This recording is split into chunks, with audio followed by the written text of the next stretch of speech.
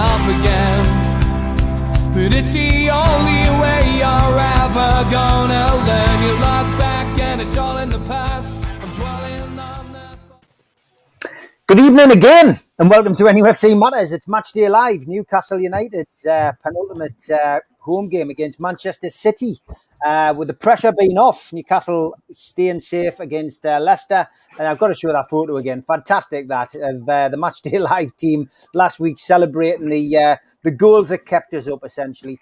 So the pressure's off tonight. Newcastle are going to Man City. And I'll quickly run through the teams before I hand you over to Holly.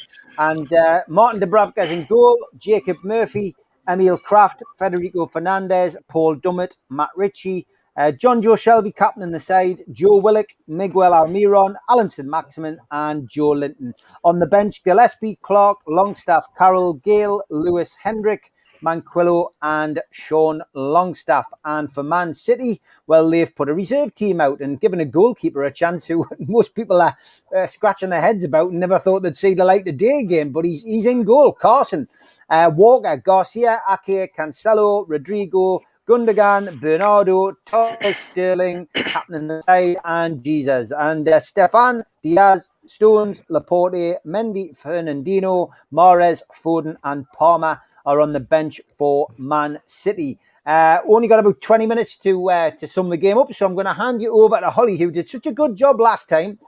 She's going to do it all again tonight. So, Holly, over to you. Yep, happy to be hosting again tonight. Hopefully the luck that I had last week continues again. That lineup there, we'll discuss that first. It is a slightly weakened side from Man City. Obviously, they've got a reserve goalkeeper in. We'd like to think it's another underestimation of Newcastle that obviously aren't expecting us to be much of a goal threat. Hopefully we can surprise them. Steve, starting with you, what do you make up of both teams' lineups? Well, Man City's, I'm just pleased to see they've got their reserves out, but the reserves are just as terrifying as the first team, to be perfectly honest. When you look at the likes of Sterling, Jesus, Gundogan, I mean, it's just riddled with talent. I mean, the goalkeeper's probably the one area where you look and think, well, if we could just test him, we might have a chance. But having lost Wilson to injury and obviously not going to play for the rest of the season, you're losing your biggest goal threat. However, Newcastle do have people who are on form. Joe Willock, of course, looking to get 5 and 5, which would be fantastic. It was a great stat that Andre gave us earlier that he'd be the first person. He's the first person to get four goals in 4 consecutive games since Michael Owen. And most people scratching their heads going, wow, Michael Owen did that. But yeah, Matt Ritchie, of course, great to see him still in the team. For me, big player, driving force.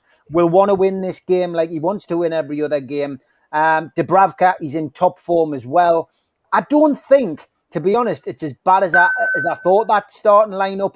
ASM is on fire. Joe Linton's in the starting lineup. And I imagined that. And I said last week I would like to have seen Joe Linton in the starting lineup. I thought he would be great to hold the ball up, etc.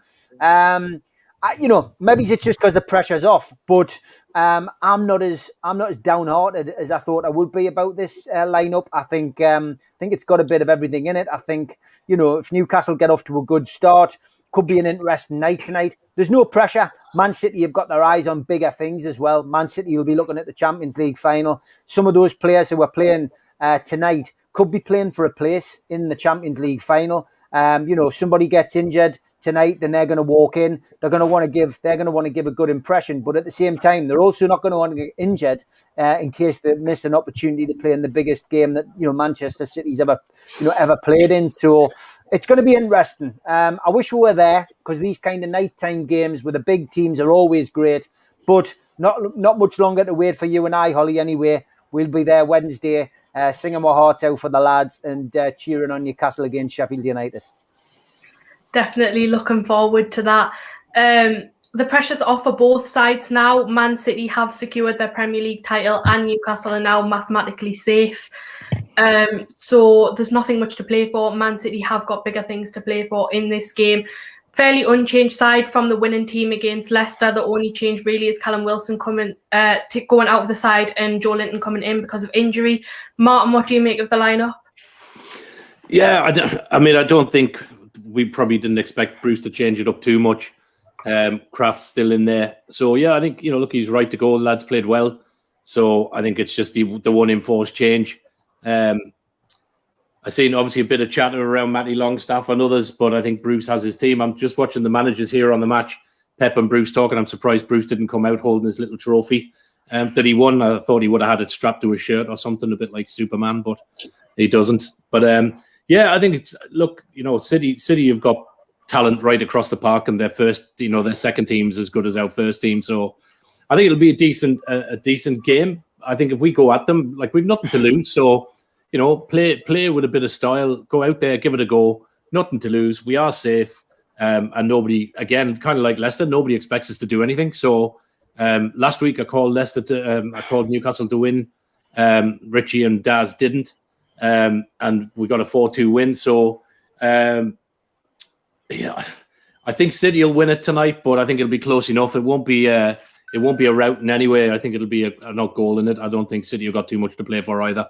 So I think it'll be steady away now with this kind of game that, as Steve said, nobody gets injured, and they don't want the likes of Jesus and Sterling and stuff are not going to want to risk getting an injury or anything else that keeps them out the Champions League game would be a massive loss. So I think Pep will play substitutes fairly early as well and rotate round, and yeah, looking forward to it. We have a decent record against Man City as well, so normally do all right against them at home. So let's see how we go.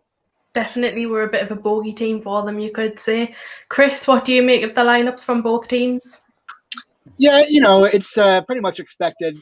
Can't complain. Newcastle's put out there as their first 11, given injuries that we have.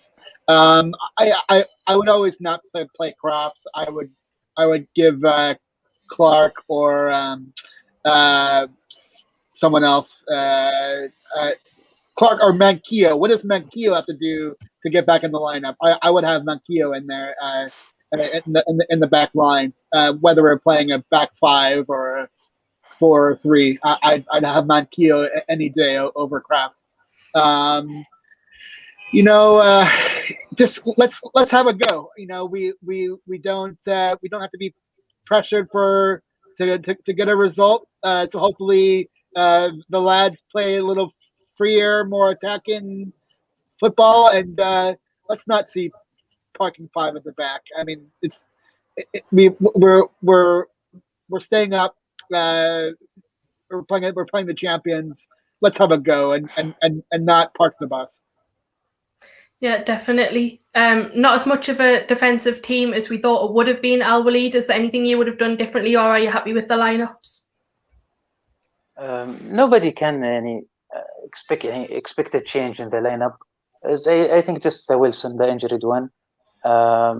We can do something tonight if we play 100% of our power. I'm sure positive that Man City, they will not play. They will try to just steal a win with 50% of their power. I remember last year when Liverpool get the champion, they just play next with Manchester City, and they give him, I think, 5 or 4 goals. So this game, everybody watch it. Everybody watch now. The whole world watching the title winner of the Premier League against Newcastle. So it's opportunity, as you said, all. It's no pressure, so it's opportunity to just show.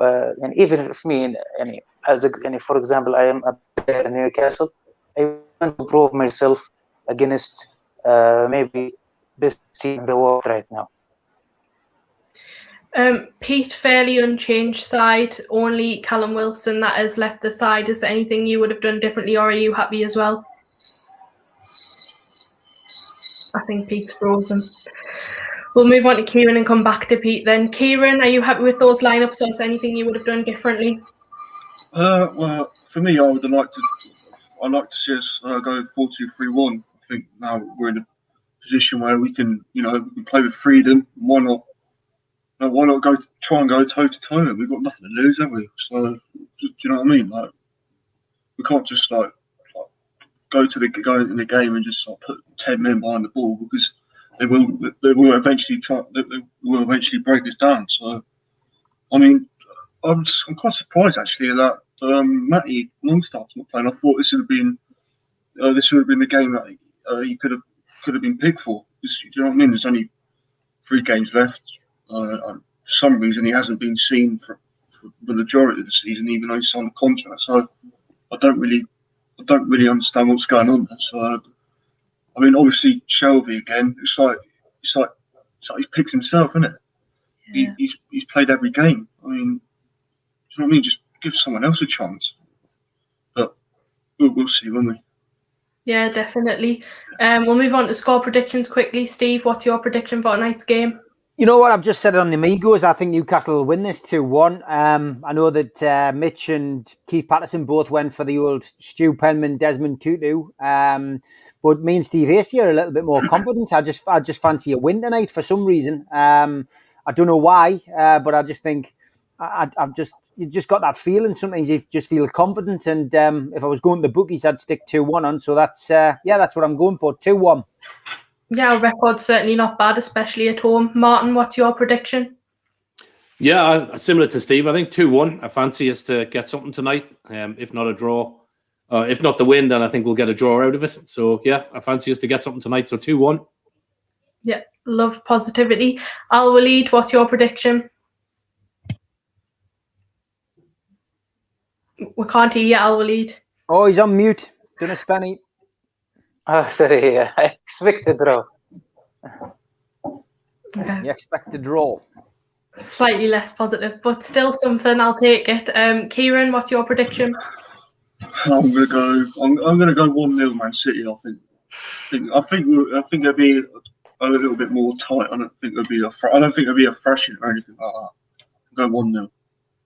Okay, Chris, what's your prediction? Finally, I'm gonna keep the same scoreline that I had coming into tonight's pregame, but I am reversing the winner based on the goalkeeper and you, Holly, hosting. So I'm gonna go with a 2-1 Newcastle win. Yeah, I'm going to stick with pretty much everyone else, and I'm going to predict a 2-1 win as well. I'm feeling quite confident tonight. Should be a good game. Yeah, well, what's the time? It says 10 minutes till kick-off now. Not long to go. Playing at St James Park, of course. And yeah, like we've mentioned before, there's not much to play for in this game. Safety secured, so now it's just about climbing up the table. I will quickly go through the panel and see where they think we'll finish at the end of the season. I'm going to go with our trusty 13th place. Let's see what everyone else thinks. Steve, where do you think Newcastle will finish at the end of the season? Obviously, if Newcastle win tonight, then 13's achievable. But I'm not so sure. It's obviously, it's not great wherever we finish. It's not what you hope for at the start of each season. But considering where we were, 5 or 6 weeks ago, obviously I'm going to be happy with it. But I'm going to go for 15th. I think 15th where I see it, and I think that's probably about right. I don't think we deserve to finish 17th. I think there's been enough shown at the start of the season and at the back of the season to get away from it quite comfortably. Just the way that things have happened. We've finished out of the relegation places with games to spare. So yeah, I'm going to go for 15th, Holly. Yeah, Martin, where do you think we'll finish? I kind of had said earlier in the season 15th, but I'm going to kind of go in the middle of that and 17th, so I'm going to say 16th. So I think we'll drop in the middle somewhere. But yeah, Al Walid, where do you think we'll finish? Actually, since we are guaranteed that we are not going to regulate it, I stopped looking to the standing table, so I'm not sure where we are now. But I think we if we get 2 points, maybe if we get like 6 points of 3 games, we can be 15th. Yeah, Kieran, where do you think we'll finish at the end of the season? 16th. Chris, how about you? Yeah, sweet 16. I'm the only one backing us for 13th then. I think we pretty much own the rights to that position now after finishing there 2 seasons in a row. Why not go for the triple? Not long left to go now, just over 5 minutes. Holly, speaking there's an interesting one there from David Reed, and the only reason I'm interrupting you is because he asked this on the Amigos, and we didn't have time to ask it because Keith was on a mission tonight to get as much information out as possible. But David's going, he's asking a question there: why are people going to the Sheffield United game when it means absolutely nothing? Do you have a protest planned? So, I mean, I'll answer and then you can answer because you're going as well. I'm not sure if anybody else will be going, but, obviously people, travel restrictions, etc. People who live out the country aren't going to be able to go, but I think it's just me and you maybe. So I'm going because, I've got the opportunity. My season ticket is still at the club. I've never taken any money back. The club have offered me an opportunity to go to the game. It's COVID secure. And, for me personally, my football club is Newcastle United, and I've supported that football club since 1984 as a fan going to the games. So for me, that is why I'm going to the game, David. It's as simple as that. Have I got a protest planned? No. Why would I have a protest planned? Newcastle has stayed up. The takeover is still ongoing. Mike Ashley is still trying to sell the football club. As Keith Patterson has spent 2 hours telling everybody, there's more than a good case for us to get this takeover. So for me, that is why I'm going. I've got no idea why anybody would think about protesting. But we can't protest when there's 52,000 in the ground. So why on earth people are going to think about doing it with 10,000 in? I'm going to see whether I can remember all the songs and get all the words right and cheer the lads on and hopefully see a few goals. Holly? Yeah, I'm pretty much gonna mirror what you've said, Steve. I'm going purely because no matter what game it was, I would go if I was given the chance. Like, I can't wait to get back in the ground. It's been like over a year now. And Newcastle's my football club, so I will follow it regardless. Protests, no, I'm not going to protest. I've seen a few people asking us, I hope you're going to protest against Bruce and bring banners. No, I just want to enjoy the day out. Some fans might, and that's up to them, but Bruce does deserve stick, but at the end of the day, what's it going to achieve? He's not going to go anywhere. We're safe. Just enjoy the day. That's how I think anyway. And what I will say quickly is I've seen a lot of people that are criticising fans for going to the game. I think that's ridiculous, to be honest. I don't think any fan should be criticised for going to the game, especially when we're playing as badly as we have this season. Supporting through hard times deserves nothing but praise, in my opinion. And it's very rare you see the fans that go to games criticising those who don't. So I just don't understand why people choose to do that. But brilliant question from David. And that wasn't directed at David, by the way. That was just directed in general, because I know he was just genuinely asking. Yeah, so the teams are coming out onto the pitch now, looking very up for it. I think I'm so happy to see Willock playing again. Do you think he'll make it 5-5, Steve? Oh, I think so. I've been confident about this game. As I've said, I think Newcastle could win it. And as you're watching the guard of honour, it's a wonder that Man City haven't now formed a line to give us a guard of honour for staying in the Premier League and giving us a chance to get this bloody takeover done. But yeah, look, Willock, he's had a great run of form. The kid's in form. He's the most he's the most informed player that we've got on that pitch, I think, as well as Matt Ritchie. I think Newcastle have got a chance tonight. I think Willock can get a goal. It might just be a consolation, who knows? But look, I genuinely feel I genuinely feel Willock will get a goal tonight, and good luck to him. This may be the last time, the last chance we'll get to see, this lad in a black and white shirt over the next 3 games. And I think he's enjoying his football. And when people enjoy the football, they find a new, enthusiasm. And I think he'll be breaking his neck to score tonight. So yeah, I think we'll get a goal from Willock. Hopefully, I certainly hope it's not the last time we see him play for Newcastle. Martin, do you think Willock can make it 5-5 tonight? I think he's kind of become your odds on if you're putting a couple of little bets on for the game.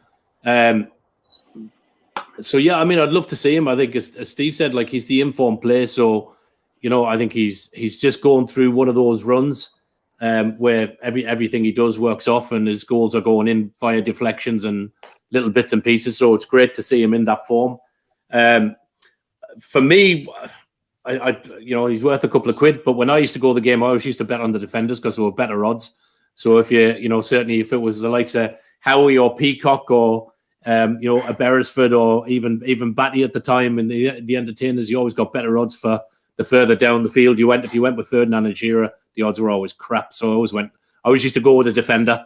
you get a rank outside and a 50-1, which if it came in the odd time, you'd have your money for your beer for the end of the night, which was great. I think just on the game thing, I'm gutted that we can't travel, and I don't have a ticket. I'd love to be there because at the end of the day, that's my team. I think I agree with you guys. Is a protest. I think, look, you need to make your piece known against Bruce, and everybody's an individual. But as Steve said, sure, when there was 52,000 there, we couldn't even get half of them to walk out the ground. So, is there any point? We're up. Concentrate on finishing off the season, and go and enjoy the game. Cheer on the lads, and enjoy the day. I wish I was there with you, and I'm very, very jealous. So yeah, enjoy your jammy sods. I know, I was jealous of Steve at first because he got a ticket before me, but I managed to get a last-minute one in level 7. I'm in the. I know you did. I did see the amount of language on the chat from you last night. By the way, beyond Holly. I was very happy. What can I say? I gathered that. Chris, your thoughts? Do you think Willock will score? And also, what's your thoughts on the Sheffield United game? Do you think we should protest or not? No protest. I think exactly what you and Steve said. We haven't had the opportunity to go to a live football match in like 15 months.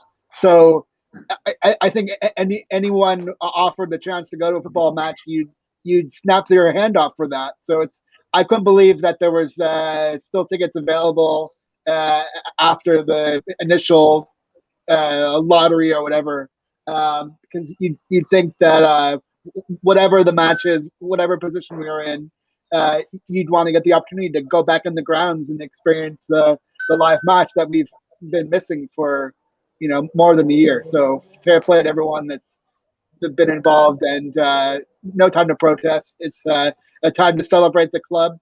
It is the lifeblood of Newcastle, the one, it's a one football club city, and get behind the lads. It's not about the ownership or anything going on behind the scenes or takeovers. This is about celebrating the club, and the fact that we've gotten through this pandemic to the point where we're allowed to be back in football grounds. Even 10,000. Let's make 10,000 sound like 52,000. Yeah, 100% agree, Chris. We've just kicked off. We're into the first minute. Man City have the ball so far, and they're on the attack, just kind of on the halfway line. Pete, what do you think about the Sheffield United game? Do you think we should protest, or do you think we should just celebrate the fact that we've stayed up?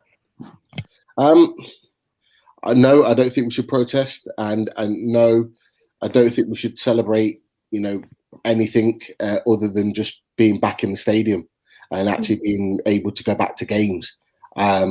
It's not the time to be protesting against Steve Bruce. If he's here at the beginning of September or August or whenever the season starts, then yes, fair enough. If you're not happy with him being there at the beginning of next season, you're well within your rights to sort of boo that. But I certainly wouldn't if I was going back on Wednesday. I'd just be enjoying the fact that I was back at a game, enjoying the fact that I was back supporting Newcastle United in the stadium. And that's what really it should all be about in the last couple of games, if you're lucky enough to get tickets. So, not for me. I think I'm sure we'll get on to Steve Bruce, the manager of the month. I'm not sure what he talked about before, because a mixture of my internet and the fact that I've drank a hell of a lot watching the Amigos. I'm in a very happy state right now. So, we'll just roll with it. Hopefully you're in a very happy state by the end of the match, Pete. That's number one. I hope so, Holly. Man City's on the early attack, but Newcastle do have a free kick now, so they've taken that and we're in no danger at the moment. Al-Walid, what do you think about the Sheffield United match? Do you think there's any need to try and get Steve Bruce out now, or do you think we should just be happy to be back in the ground? Maybe we'll postpone that for a while. I mean, let's not be rude and protest, and he just get the manager of the month. It's not the right time.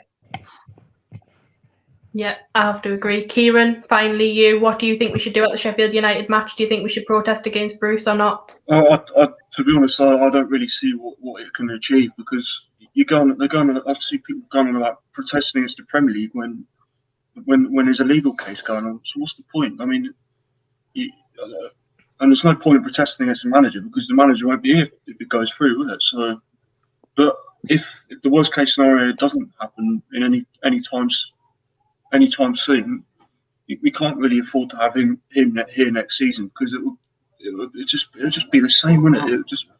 It'll just be another season of dross. Go on. To be honest, yeah, you getting back in the stadium. I mean, it's been like something like 460 days since people have been back in. So you would expect just to go there and enjoy the game, wouldn't you? Not the protest. Even though I suppose that interview he had with TalkSport in the week could kind of bite him back in the arse, right? Obviously with the reaction with the fans, right? So I don't know. I mean, I can't really see them being one, to be honest. Yeah, everyone's made great points. Matt Ritchie did take a corner not long ago. Nothing came of it. Newcastle still do have the ball, though. Seems to be playing okay in the first 5 minutes or so. You can't really tell this early into the game. But Pete did mention the Manager of the Month award for Steve Bruce, so we'll quickly touch on that. Steve, were you happy to see Steve Bruce get Manager of the Month, or did you feel he didn't deserve it? No, he deserved it. 100%, he deserved it. I mean, there's been a lot of gifs and pictures flying around. This one was the other one, of course, a rather very smartly edited version of the other Manager of the Month that fans were talking about. But look, joking aside, Steve Bruce deserves it. And he is the manager. He's the man appointed. He's the man who gets paid the manager's wages. And ultimately, he's the man who... lives and dies by the decisions. And no matter what's happened in that dressing room and however it's happened, somebody somewhere has got those players, focused, committed to the job and, got them back on track. And, a lot of that nowadays, some people would say comes down to the players themselves. Whether Graham Jones has come in and mediated, whatever's happened, for the results alone and because he's got us back on track and he's kept us in the Premier League, Steve Bruce 100% deserves it. Steve Hasty, of course, on the Amigos earlier was saying, if you go to the results before that, he should have a rack of, worst Manager of the Month awards. And that's true as well because our form was abysmal. And that's why Graham Jones was brought in. The only thing I can criticise Steve Bruce for in the last 6 weeks is, again, coming out, and giving some absolutely horrendous interviews, and he's insisting on hammering Craig Hope for reporting facts is essentially something which he deserves criticism for. I thought the interview on TalkSport was misjudged. It was ill-timed, and I don't think it was the right thing to do after a win against Leicester and after securing Premiership survival, especially with fans going back into the ground. And this is why some fans feel that, that they might want to voice their opinion about Steve Bruce when they get into the ground. And, we're going to be spread out, in the ground on Wednesday night. Any singing and stuff like that's not going to be as loud as when there's 52,000 people in the ground. It'll still be loud though, but it'll not be as loud. And I just think, just keep the negative energy away and let's just, if you're going to sing against people, sing against the Premier League, sing against the people who are preventing this takeover from going through. But more importantly, just go and sing for the lads because, the lads haven't had any support for, a season and a bit now. Let's enjoy singing the Matt Ritchie song, which we haven't managed to air for a long time. Some terrace wit will have come up with a Callum Wilson song. Let's think positive. Let's try and have a song for every single player that we've got. Gone are those days because usually the players we've had over the last 14 years, there hasn't been many great players. You go back to the entertainers' days, we had virtually a song for every single person in the team. Let's have some fun. It's our first and last game for quite a while because we'll not be back in grounds until the pre-season friendly starts. So let's just go and enjoy ourselves. Let's create a bit of an atmosphere and let's just enjoy it, But look, Steve Bruce he did deserve it for that alone. But if we do end up having this takeover drag on and Steve Bruce is still there next season, I hope he gets a bit of media training and takes a leaf out of some of the, the other managers' books. I've mentioned this on previous shows, but your Jose Mourinho's, your Alex Ferguson's, your Arsene Wenger's, your Pep Guardiola's, your Jurgen Klopp's. Go and sit and watch how they get interviewed and go and see how they answer questions, Steve, because that's what you should be doing. And, this kind of thing doesn't help either. Alex Bruce today coming out and putting a tweet out today, absolutely ridiculous. And that was going to be one of my tweets of the week, actually. But Fez is a good pal of mine, used to play for Newcastle, and he went, "Have you not got your dad's mobile number to text him?"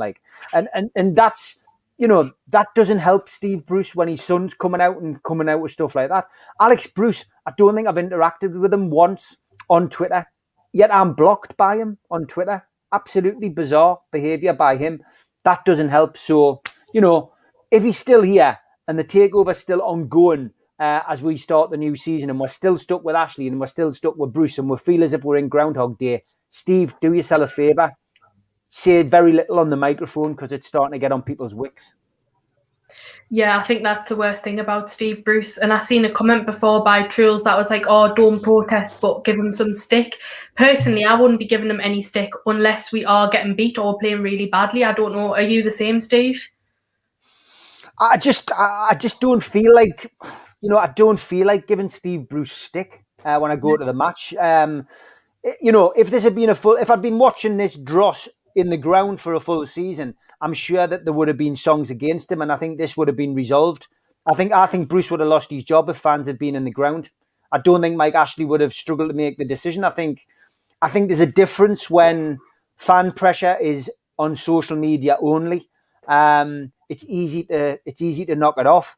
I think the level and the volume of fans' dislike for the manager and the owner would have reached new volumes. I think a lot more people wouldn't have gone to the games as well, by the way. I think we probably would have been down to 35, 40,000 crowds for this season. But I think ultimately it would have made a difference, and I think Ashley would have had a decision to make, and I think the press would have cranked that up as well. I think the media, not just the local media, but the national media, I think it would have been given a lot of coverage, and I just think he would have been gone. Just me, that's my opinion. I think he would have been gone. I think because there's been nothing in the ground, it's been a lot easier for him. But I don't see the point. If you're going to go on Wednesday, you pay your money, you take your choice kind of thing is what you always say about tickets. It's up to you what you do in the ground. Do I expect 10,000 people to be singing against Bruce for 90 minutes or Mike Ashley 90 minutes? No. Do I expect to hear the Mike Ashley song? Yeah, I do at some point. Do I expect to hear people against Steve Bruce? No. And of course, if Newcastle win the game, which, look, let's face it, Newcastle should do a number on Sheffield United. The one thing they should do is they should pin up the scoreline from down there, Bramall Lane, and we got beat off a relegated team 1-0. We don't want these doing the double on us. Let's go out there and give the fans out there have had a nightmare. Some people will have lost relatives. This is an easy team talk. Some people will have lost their relatives. Some people will have lost their jobs. This is their first game back in this stadium for months. Give them something to go into the summer happy with, and that's Steve Bruce's team talk. I've done it for him, and you know what? Ultimately, for me, I just want to go and enjoy myself, because there's been so much sadness, disappointment, misery in the last 12 months not just as a Newcastle fan, but as a human being. I just want to go and enjoy myself in a place that I love. Yeah, couldn't agree more, Steve. Well said. Martin, going back onto the topic slightly, because I know we drifted a little bit. How do you feel about Steve Bruce getting Manager of the Month? Do you think it was deserved? I think you can. It depends on which comment or which trail of Twitter you want to follow and which media you want to follow. I think, if you look at where we were after the Brighton game, it was doom and gloom, but the results have been there. We've not lost in 10. We've got the points. We've stayed up. So at the end of the day, based on the competition that it is, he has deservedly won that for the month. So look, plaudits to him. It's not just him. It's a backroom team, the players, everybody else. He picks it up. It's got Manager of the Month on, but there's a lot of people behind the scenes. So I don't necessarily look at him picking that up and go, it was all him, because it wasn't. And you know what? If it floats his ego and his son wants to put out little tweets, it just makes you look bigger mugs than you already are. I think, as Steve said, going on the likes of TalkSport, I think just really played to their agenda. And some of the media who like to big him up, and we all know who they are. So I think he was stupid for doing it. He was stupid for speaking out. Where he could have taken, he could have taken this match and the next match with fans in the stadium on a very good ground, having won a great game at Leicester. Nobody really expected nothing from this, but instead he's gone in there, used the words, Newcastle fans have expectations. It's like red rag to a bull. So if he'd have just kept quiet, people would have gone on Wednesday night next week, enjoyed the game. Yes, some people will protest. Yes, some people will be shouting Bruce out. Yes, some people will be giving out and everything else. But again, I think the majority of people that want to go. I mean, for me, if I could travel and I was able to get a ticket, for me, I've not been able to get home, and I've had some horrendous stuff in the last 12 months, which you're all aware of. So to me, even just being able to get home to see me family, and even just be outside of the ground listening to people in there singing and a pint in the strawberry, I would have been over the moon. So I think fans that are there are very, very lucky. Go and enjoy it. Go and show PIF, Staveley and the Rubens why we're deserving of a takeover, because we're the best fans in the world. Simple as. Yeah, definitely. Hopefully that all the fans can get back in next season, and then you'll be able to come over.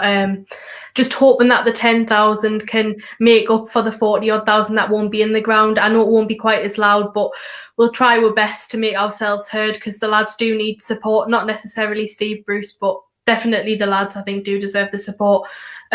Chris, how do you feel about Steve Bruce getting man of the match, manager of the month award?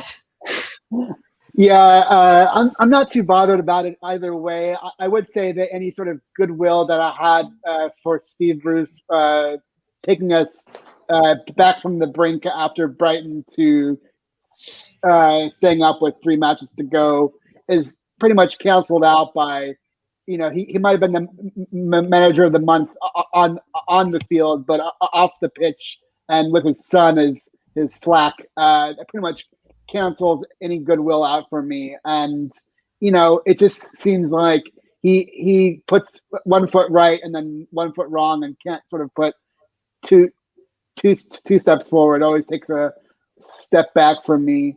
So yeah, it's the on the field results were there, but off the pitch, this just very poor from Steve Bruce. I'd rather him just have the results speak for itself and not try to be his own sort of PR agent and with his son be the flack. Just let the result on the pitch speak for itself and try to keep quiet. Don't say too much. Don't speak out of turn off the pitch. Definitely. Man City are all over us here, to be honest. They've had quite a few chances. Fair enough, they've put them all wide or over the bar, but it's not looking good. I'm not quite a fan of how much threat they're placing at the moment. Pete, I'll ask you 2 questions. Thoughts on Steve Bruce getting manager of the month, and also how the first half's going so far? I'll answer the second question first. When you've got literally the whole team sat in your own box defending the ball, it tells you a little bit about how the game's going to go for the rest of this 90 minutes. So it's not a great start. There's no pressing from the front. We're anonymous in our attacking intent, and we are literally just sitting and hoping and praying that Man City don't score, which, if you know Man City, and we all do, that's not going to last for very long. So we'll see how it develops. With regards to Steve Bruce, does he deserve the manager of the month? 100%. If you look at the results in April, 2 wins, 2 draws, which is fair enough. But if you look at the teams in which he's got those results against, then he more than justifies winning that award. The win at Burnley, the win against West Ham, who were high flying at that point in time. You got the Tottenham draw and the Liverpool draw. 100% deserves that, because if you look at those fixtures, and we did look at those fixtures in detail in many of the shows with Steve, no one expected us to get anything in those run of fixtures, and we did. So for that alone, we deserve it. A lot of the others that have had their points, they're absolutely right. You know, off the field, Steve Bruce has been really, really poor. I use the word childish in a way in which to describe Steve Bruce. Extremely childish. He reminds me of a manager of the age of 35, 40, very inexperienced in the game, the way he talks and the way he approaches things. You don't expect a manager that's had so many years in the game to respond the way he does, but he's at that stage where he knows he's not good enough, so he's being extremely petty whenever he gets any type of result that goes his way. It didn't surprise me that he would come on TalkSport and do what he did and talk what he did, just because, you know, when is he ever gonna get another opportunity to go on and talk the way he did, you know, after a result like that? So it was a way to shut up the negative reporters, the negative fans, and that interview on TalkSport for me was solely built to talk about Craig Hope. Now I know it was only at the end of the interview, but at the end of the interview is when it really matters, because at the end of the interview is the thing that you remember more than anything. And all the talk about the Leicester City game was very much kind of talked about, but not very much like sort of talked about in detail. And it was very much built to then end on the fact that they wanted to talk about Craig Hope, and the fact that Simon Jordan had to remind Steve Bruce about the Craig Hope thing. They were about to end the interview, but he brought it up because that was the reason why they wanted Steve Bruce on TalkSport, is to talk about Craig Hope and to stick it into him. Now, Steve Bruce didn't really talk too much about it. The bit that got me was the fact that Simon Jordan was talking about sticking it to him, or I can't remember the exact words, but he was certainly encouraging him to be negative about Craig Hope, and it was all orchestrated. It was all orchestrated to get that message out about Craig Hope and the fact that he was wrong. Okay, he wasn't wrong. It's been well documented that he was true in what he said, and the club confirmed it as facts. So you know, it like I say, it didn't surprise me, but as an experienced manager, I would have thought that he would have handled that situation a little bit better. But you know, it's Steve Bruce. The Alex Bruce stuff doesn't surprise me. He's just as petty as his dad. You know, nobody really cares about him. It's an opportunity for him to be still sort of seen in the media light. So it enhances his profile as much as it does Steve Bruce when he talks about his dad's situation at the club. So I just choose to ignore that. I don't even respond. But it's the classic, let's wind up the Newcastle fans. The Newcastle fans will respond in their droves, okay, with anything negative about their club. And the media feed on it all the time. And that's what they do. And I've just been very hardened to that sort of stuff. I don't react to it. I literally just scroll past it because I know how the game works. We've been following this club long enough. We've been following this club in the media long enough that we know how they operate. So just ignore it. That's what I would say to Newcastle fans, because the more we ignore it, the more they're going to stop reporting on this kind of nonsense that we see on social media all the time. But if we keep reacting to it, they'll just keep strolling it out week after week. So we've got to be smarter as a club, because you know, we've talked about the takeover and we'll probably talk about it a little bit more. If we're going to be the richest club in the world potentially, right, we're going to have a lot of negative press. A hell of a lot more negative press than we have got right now, and we as a fan base have got to be hardened to it, and we cannot react.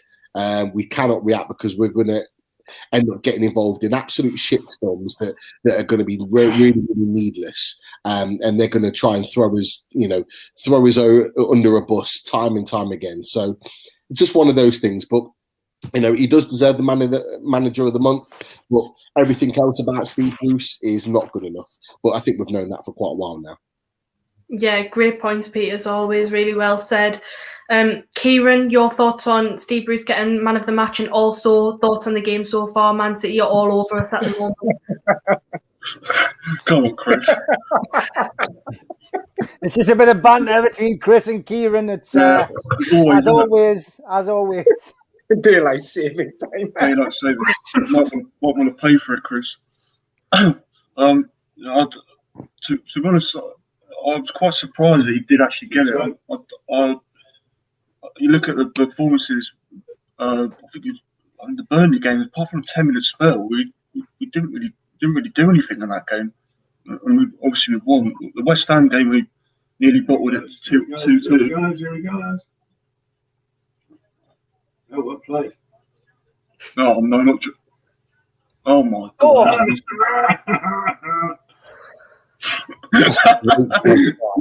That's a great chance. Yeah, you're not going to get a better chance than that. Yeah, I was quite surprised, but having said that, he still got the results. You know what I mean? The Liverpool game was quite lucky as well because they had about 15, 16 chances. But all of a sudden, obviously the interview in the weeks, it's going to come back to bite him. Because you just know that there was already a bad relationship between the fans and already, but now that's just when he's come out and said that, it's just gotten worse, isn't it? And get on. Yes! Get in there! Get in! Wow. The head of that was. Parsons looking like, what on earth's going on here?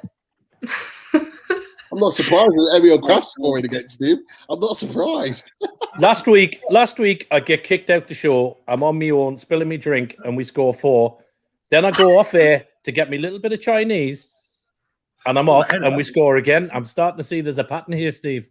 I've always said John Joe Shelby's a great player and should always be in the team. What a great corner by John Joe that was. Pinpoint.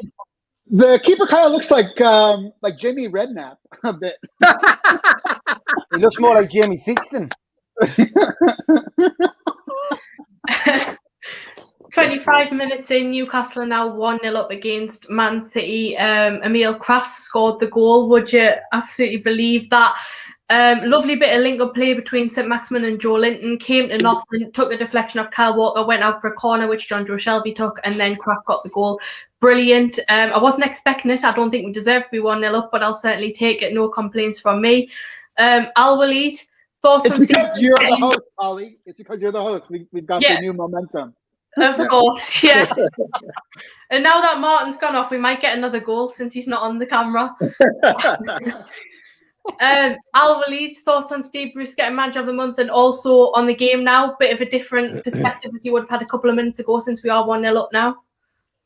Okay, of course he deserves it. Best result among all the coaches in Premier League in April month. And just a quick return to the protest thing. I think we did protest already with the cabbage head thrown at the St James Park and all during the season. I think it's paying off. Now I think they bring Graham Jones and they try to change a bit and they try to fix the situation between the players like Matt Ritchie and others. So I think it's improving. I wish if we can build on these players, not just to start from all over again. I believe let's see, they bring Willick. Look, just one player, how much change positive it happened. So I hope if there is another good choices of players to get contract with, hopefully Newcastle will be any better next season. For the game, it's they look to me the slow for Newcastle. I don't know why. Maybe they just want to save energy. Manchester City, obviously, they are thinking of the final. Nobody wants to get injured. It's look 5-3-2. I think I was reading about some comments on Twitter regarding Newcastle among other teams' fans from Premier League, from Arabian area, Middle East area. The one who not supported Newcastle, they supported the other big 6 teams, they always they were talking about that Newcastle is very hard to swallow or to play with, which is make me happy. Yeah, we certainly do have quite a good track record against the top 6. And Al Walid, you're saying we're playing slow. It's all part of Brucey's master plan. It's all going to plan, right? Dunil, you've joined us now. Evening all. Yeah, evening. You're the last person to give your thoughts on Steve Bruce given the Manager of the Month award, and also your thoughts on this game so far. Yeah, obviously I'm going to say well done, Steve Bruce. You know, he's done a salvage job.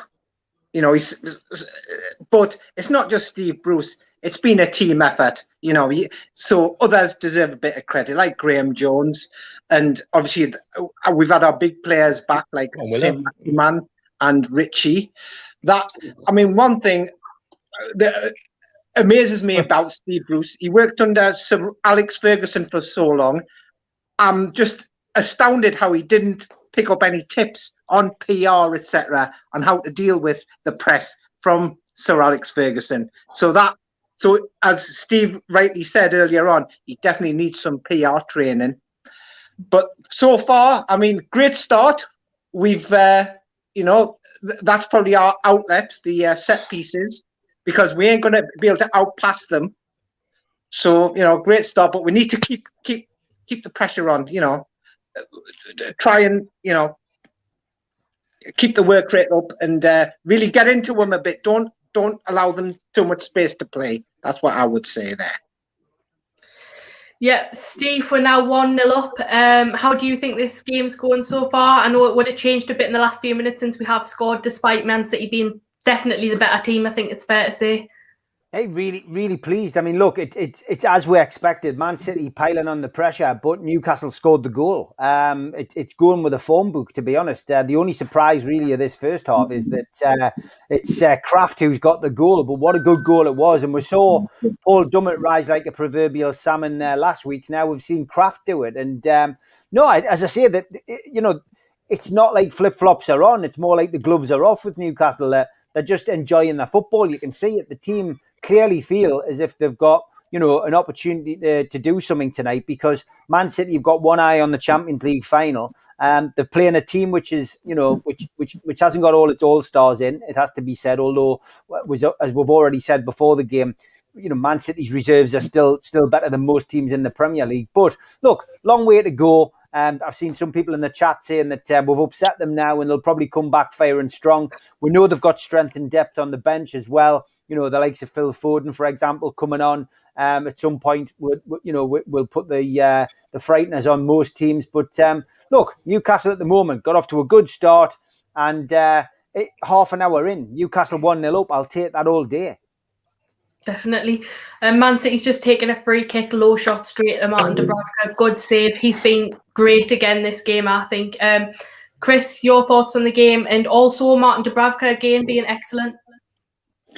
Yeah, I also just wanted to add one more thing about Steve Bruce. I think he needs shoulder surgery to remove the massive chip that he's got there, and I think he's because he's I think he's got his eye wrapped because all the talk about the takeover is Rafa Benitez coming back, and Rafa Benitez was on Sky Sports last week, and so he's kind of he lives rent free in Steve Bruce's head, so he kind of has to show up the fans or show up the media for him never being the favorite and always having this Rafa Benitez in the background, sort of being the looming figure over the club. So I think that's got something to do with it. Martin Dubravka, I'm always a big fan of his, and so far, of course we got the goal, but I'm liking what I've seen from the club. It seems like we did kind of park the bus with the back five, but now that we've got the lead, let's go for it. Let's get a second or a third, and the sky's the limit. Let's not play so conservative now that we're ahead. It's fine to park the bus when you're playing Man City full strength, but not with this. Oh my! God. I'll tell you what, he's lucky there. Like, he should have passed it to Willett. Willett was in there. Yeah, Miggy was on the attack there. He's now down, holding his leg, hoping that he's okay. He's fine. The replay now. Did you guys see Joe Linton just slip like about a couple Well, minutes ago? this is what I'm Joe saying. Linton always slips. Always Linton- slips on the turf. Joe Linton falls over every time he has the ball. Doesn't he? Yes, exactly. Even when he didn't have the ball, he still slipped over. He keeps putting under unnecessary pressure. Get better spikes or something in the cleats. He's just always on his backside. Yeah, thank you. Rodrigo's also down for Man City. Martin, will come to you since you popped off for a little bit. Is there anyone that stood out for you so far? And also, how do you feel about us being 1-0 up? Do you think we can hold on? Probably won't hold on, but yeah, it's a good goal. You know, took the header well, good corner in. City plenty of chances, but at the end of the day, it's about who put the ball in the net. So that's the reality of the game. You got to put it in the net. So yeah, 1-up. Defensively, I think City are creating chances, but nothing major. I think defensively we look pretty good. Dumaldino working at the back, knocking everything away. Kraft with the goal up the other end. Fernandez looks strong. So yeah, I think we're okay so far. So defensively, yeah, I think not too bad. It'd be great now if Shelby puts this in. It's chances. John Joe Shelby's got a free kick just outside of the box, about to take it now. Be great if we could get 2-0 up. I think that'd be great going in the second half. Oh no! Deflection off the bar. Unlucky. Oh. Very unlucky indeed. Great player, that Shelby.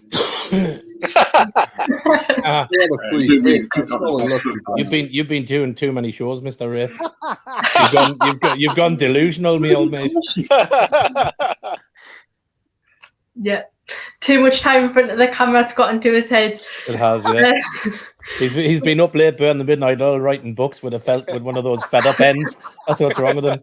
The old Quill is Rady's missus going mental because he's burning the midnight oil. Now he's gone delusional in Shelby's class. Yeah.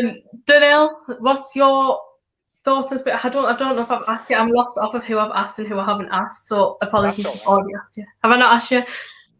No, on the game, yeah. It's as I say, we're doing okay. Defensively, we're holding up. City haven't really troubled us. I mean, they've seen plenty of the ball, but they haven't done anything incisive. So so I think we'll be happy going in at 1-0 at half time. So I think Steve Bruce will be happy with that 1-0 at half time. Yeah, is there anyone who stood out to you so far, Daniel? Probably the defense. Fernandez, he's been strong. He's held up firm. So yeah, I would say Fernandez so far for me. Yeah, is there anyone that stood out for you in this game so far? Oh yeah, not really that. No. Apart from Fernandez, for us, nobody else has really, taken the game by the scruff of the neck. Yeah, I think it's more of just a collective thing. I don't think there's anyone that's particularly stood out for me. Yeah. But certainly defensively, we seem to be quite solid because Man City have posed quite a big threat. Pete, do you think we'll go into the second half 1-0 up or maybe more? And is there anyone that stood out for you or just collectively? I hope we go in 1-0. We deserve to be potentially 2-0 up. Because, Man City haven't, for all the possession and chances, they've not had any clear-cut chances. And Dubravka's mopped up everything they've given so far. But if you're asking me, there's one player that stood out for me. I think he's had a fantastic game so far, and that's Jacob Murphy. On that right-hand side, I think he's defended extremely well against Raheem Sterling, who's been Man City's biggest threat, in my opinion. He's just coming up against him now. We got the ball away, but he's dealt with his pace. He's dealt with his trickery. He's won a couple of crucial tackles down that right-hand side. I think he's had a fantastic game so far, and hopefully he can continue that on. The one thing I wanted to mention, and it's not just because he scored today, but I didn't get a chance to talk about the lineup. And I don't know what you guys said, but I think Emil Kraft more than deserved to start today. I thought he was excellent against Leicester City on Friday night. we talked about him before the game as the weak link. I think I mentioned him specifically as a player that I thought Leicester would target, and they did. But I thought he handled things so well, and he deserved, damn it. Columnology. Easy that was. Jesus I was just Christ. going to say the problem with City is they're trying to walk the ball into that, and then he shot from outside the box and it went in. Yeah, big deflection that. It was a deflection, yeah. on the way in. And it's unlucky because I think we've stood up and defended really well. But I'll talk about Kraft again because I think he's been very, very good against Leicester, and he started well today. So hopefully that continues because we get on his back, but we all want players to play well for our club. And I think he's had a couple of decent games. So hopefully it continues. Yeah, that pinged off the back of Murphy's leg. Unlucky that. Yeah, it was very unlucky. Very unlucky. People can't do anything about that. It's gone right in the corner as well, so there's nothing you can do. Yeah, Man City have now equalised 1-1. Cancelo has scored deflection off Jacob Murphy's leg. Unlucky, still plenty of time to get back into it. And I don't think Man City have been prolific as they usually are. So hopefully Newcastle can put another shot away. We are on the attack now. Almiron has the ball inside the box to Saint-Maximin and lost possession of the ball, unfortunately. Kieran, is there anyone that stood out to you? And now that we've equalised, do you think that we can come back from it or not? Well, it's been coming, isn't it? It was just a lucky deflection. I think Murphy's, apart from that, he's done all right, hasn't he? I mean, back to Mane, he needs to learn. I think he needs to learn to pass more. That's where he needs to. His game needs to become a bit more stronger. When he's getting in those positions, he can't just take everyone on like that. And that's why I don't. In my opinion, I don't think he would play for any of the top six because they're all team players, and he's a two individual. He likes to go off and do his own thing, doesn't he? Do you know what I mean? And I think he's a Newcastle type player, isn't he? We need someone like him because we never really have much of the ball, and he's our outlet along with Wilson when he's fit. So yeah, I mean. Yeah, Man City are on the attack again now. It's not looking good at all, to be honest. I don't have much faith, but I hope we can turn it around. Man City do have a free kick. Al-Walid, do you think we can come back from this? We maintain the box very well. Just that's why we see shots from behind the box from far, and this is what happened. It was lucky, for them. They hit get deflected. I expect. Man City just scored from a free kick now. How lucky is that? Aaron Torres. It's a lovely flick. It's a lovely flick. That's why they're champions, boys and girls. Yeah, they try to score from different ways. Oh, that's a class goal. Class. That is a good goal. It is. If Newcastle had scored that, I would have been buzzing with that. Fair play to them. I think they've deserved it, to be honest. I think they have been the better side. I wish that we could have kept the lead, but this wasn't meant to be.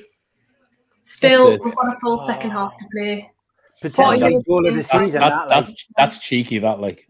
Yeah, it's really good. The angle on that was perfect. 5 minutes, well, just less than 5 minutes, about 3 minutes now till half time plus stoppage time. Steve, do you think we can get back into this game? There is an offside, folks. There's a check here. It's offside. I was actually going to say, I thought in the lead up to that there was an offside. Oh, I don't know. It's one of those fingernails. If he cut his fingernail. Jesus is offside. He wasn't the one who scored, though, was he? No, but Farron. He's offside. It doesn't matter anyway. Check over. Wish we were. Goal stands.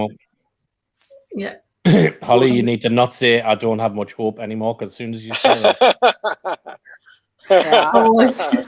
I think you can look. I think Newcastle could get back into this game. It's open. I mean, that first goal was fortuitous. It was a huge deflection, which completely had Dubravka off foot. And then a second goal to follow so quickly. But it was a class goal, to be fair. And you can't deny class. That's why they're champions. People are saying in the chat, game over. They need 45 minutes, man. Need to get to half time 2-1 and get back in and address it and see what they can change. But yeah, look, it's still wide open. Yeah, I mean, I'd gone for a Newcastle 2-1 win. That's not going to happen now. But look, I think there's a few more goals in this game. So yeah, I still think Newcastle can get back into it. As always now, the next goal is crucial. Man City score another goal now, or straight into the second half. It's going to be a big uphill task. But Newcastle still got an opportunity here. Let's see what happens. And the fact that Man City gone 2-1 up might mean that they might not feel the need to bring on some of their more high-profile subs. That's a great ball. Oh, could have been 2-2 there. Ball in. Could have been 2-2. Joe Linton heading over the bar again. Yeah, good chance for Joe Linton. Hopefully he can put one away. I think he does deserve to get a goal in this game. Rodrigo is also on a yellow card worth a mention, so hopefully we can play onto that. Maybe Man City will take him off. I doubt they'll make many changes though going into the second half. Great ball in by Richie again as well, Holly. Fantastic ball. Just whipped it in, and Joe Linton arrived at the right time. Just couldn't keep the ball down, headed it over the bar into the Leazer's end. Got a lovely left foot, and Richie. Brilliant. Yeah. Does put a nice ball in. I wouldn't get rid of him. He gets his club like, doesn't he? Yeah. I know there's reports that he could go back to Bournemouth or someone like that. I don't know. I wouldn't be looking to get rid of him. If the takeover don't go through, I'll keep him definitely. Yeah, definitely. Martin, now we've went 2-1 down. How do you think we can get back into the game? Would you make any subs going into half time? No, I'd carry on. I think we've been okay. I don't think City have set the world on fire. First goal deflection, second one a worldie. Like what are you going to do? It was a class finish from Ferran Torres. So probably a decent contender for a goal of the season with a flick like that. So I would keep playing. I think we played all right. I think defensively we've played well. We've good shape. I think if City score a third, it's a bit of a mountain.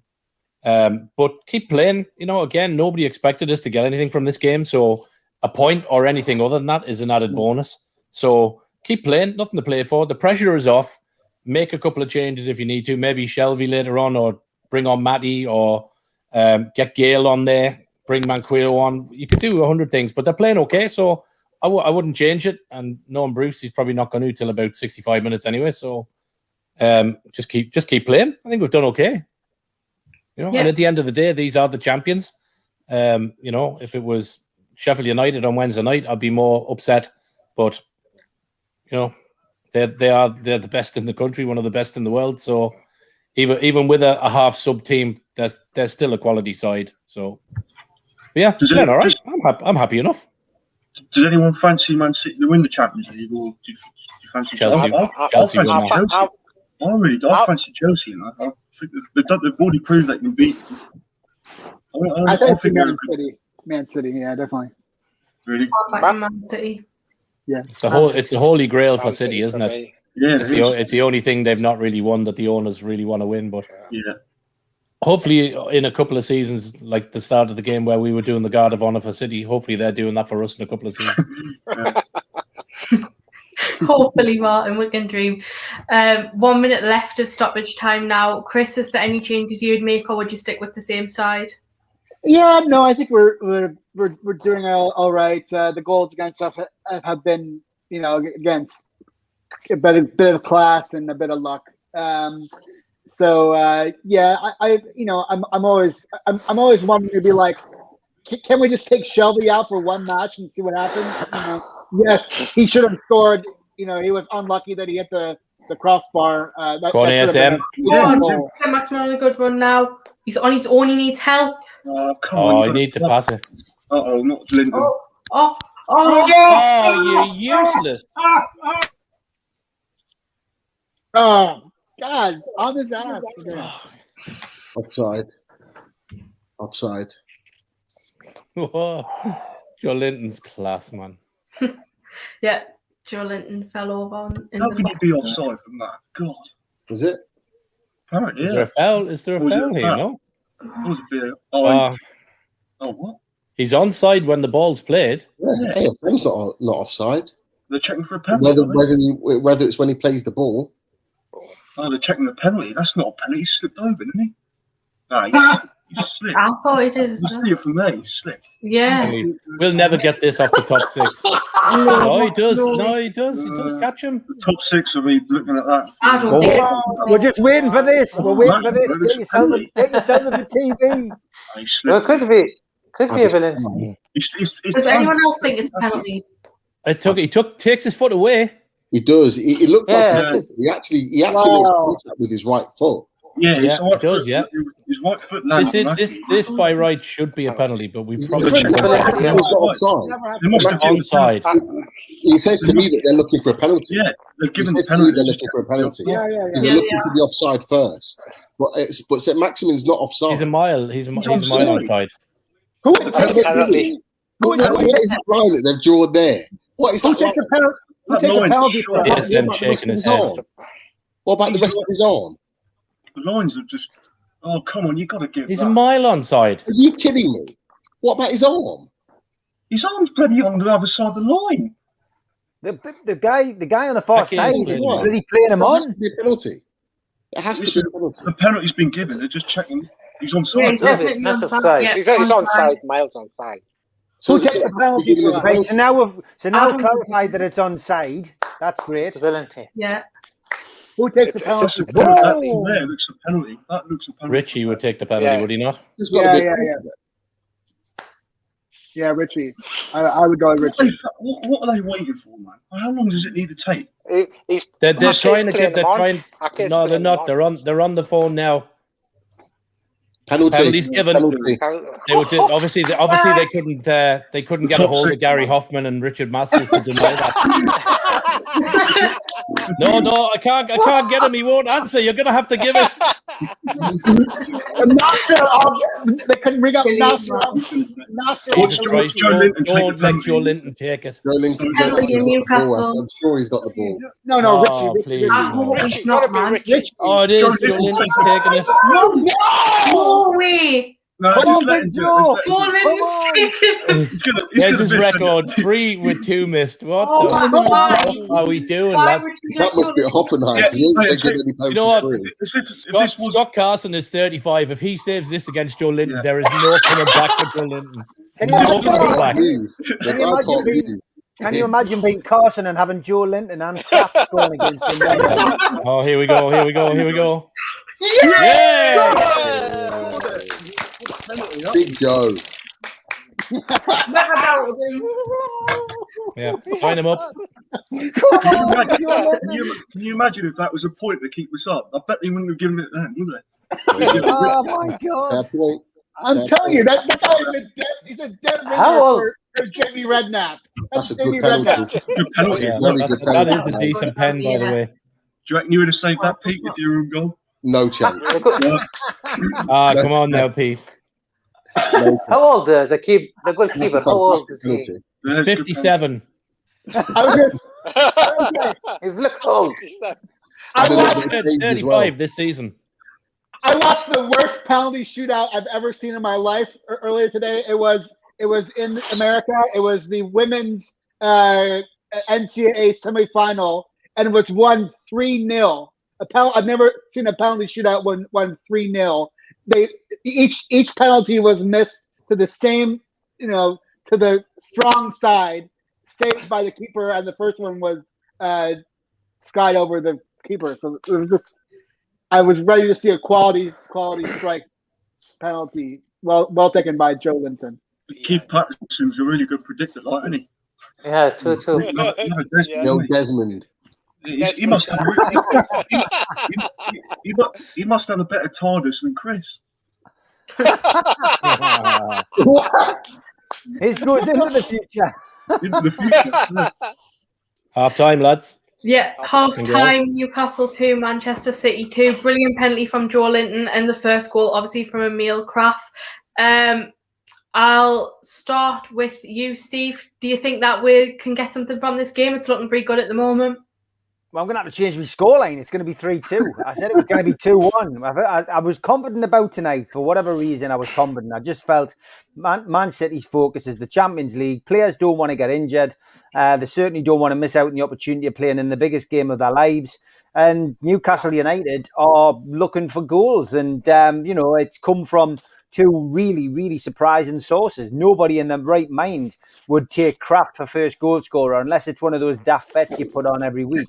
And then Joe Linton, fair play to him, picking the ball up and taking the penalty. I think farcical VAR, though, again. I mean, VAR, looking at, the offside opportunity, which was clearly never offside before they gave the penalty to Newcastle. I mean, almost felt as if Hoffman and co were watching, and Masters were watching the game and seeing whether they could give us it or not. It had that kind of feel about it. But yeah, wow, 2-2.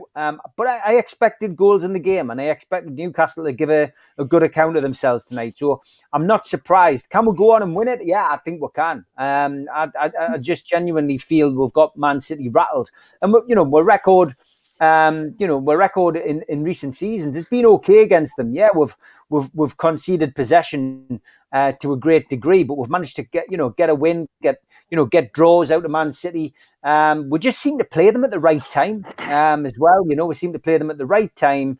And when Newcastle are hitting a bit of form, and we always seem to manage to get something out of the game. So let's hope the same can be said again today. But yeah, I'm quietly confident Newcastle can still get 3 points out of this game and hopefully take us closer to the 13th place that you predicted rather than the 15th place that I predicted. Hopefully, I'll back us for a 3-2 win as well. Safe to say Pep looked quite frustrated at the end of that first half, and also Joe Linton, delighted for him. I think he definitely deserved a goal. He had 2 chances that were really, really good in that game that he missed, and then to get the penalty is great for him. Fair play to him for stepping up for that as well. Martin, do you think we'll go on to win the game? Well, I think 2-2 wasn't the score anyone predicted, maybe Byron Keith. But I think the thing is, we've conceded ground to City, but we've taken our chances. So, the penalty was absolutely a penalty. It was never offside. Kraft took the goal well. Shelby hit the bar as well. So, really, we could have been 3-1 up, barring a worldie from Torres. I would come back out, same players at half-time, and just keep going at them. I think there's a good outball when City are breaking forward with Ake and Cancelo and that at the back. I think there's a good outball with Almiron, Willock and ASM. I think we've got pace to get past them, and if not, get another foul like we've just done there. So, yeah, same again for me. After half-time, definitely game on. Yeah, I don't think Man City's goalkeeper will be getting another game for them anytime soon. That's for sure. After conceding to Joe Linton and Emil Kraft, Chris, do you think we'll go on to win the game? Sure. Let's have a go. Let's go for 3-2 at least. What can you say? No one would have predicted Kraft and Joe Linton to be our scoreline scorers in the first half.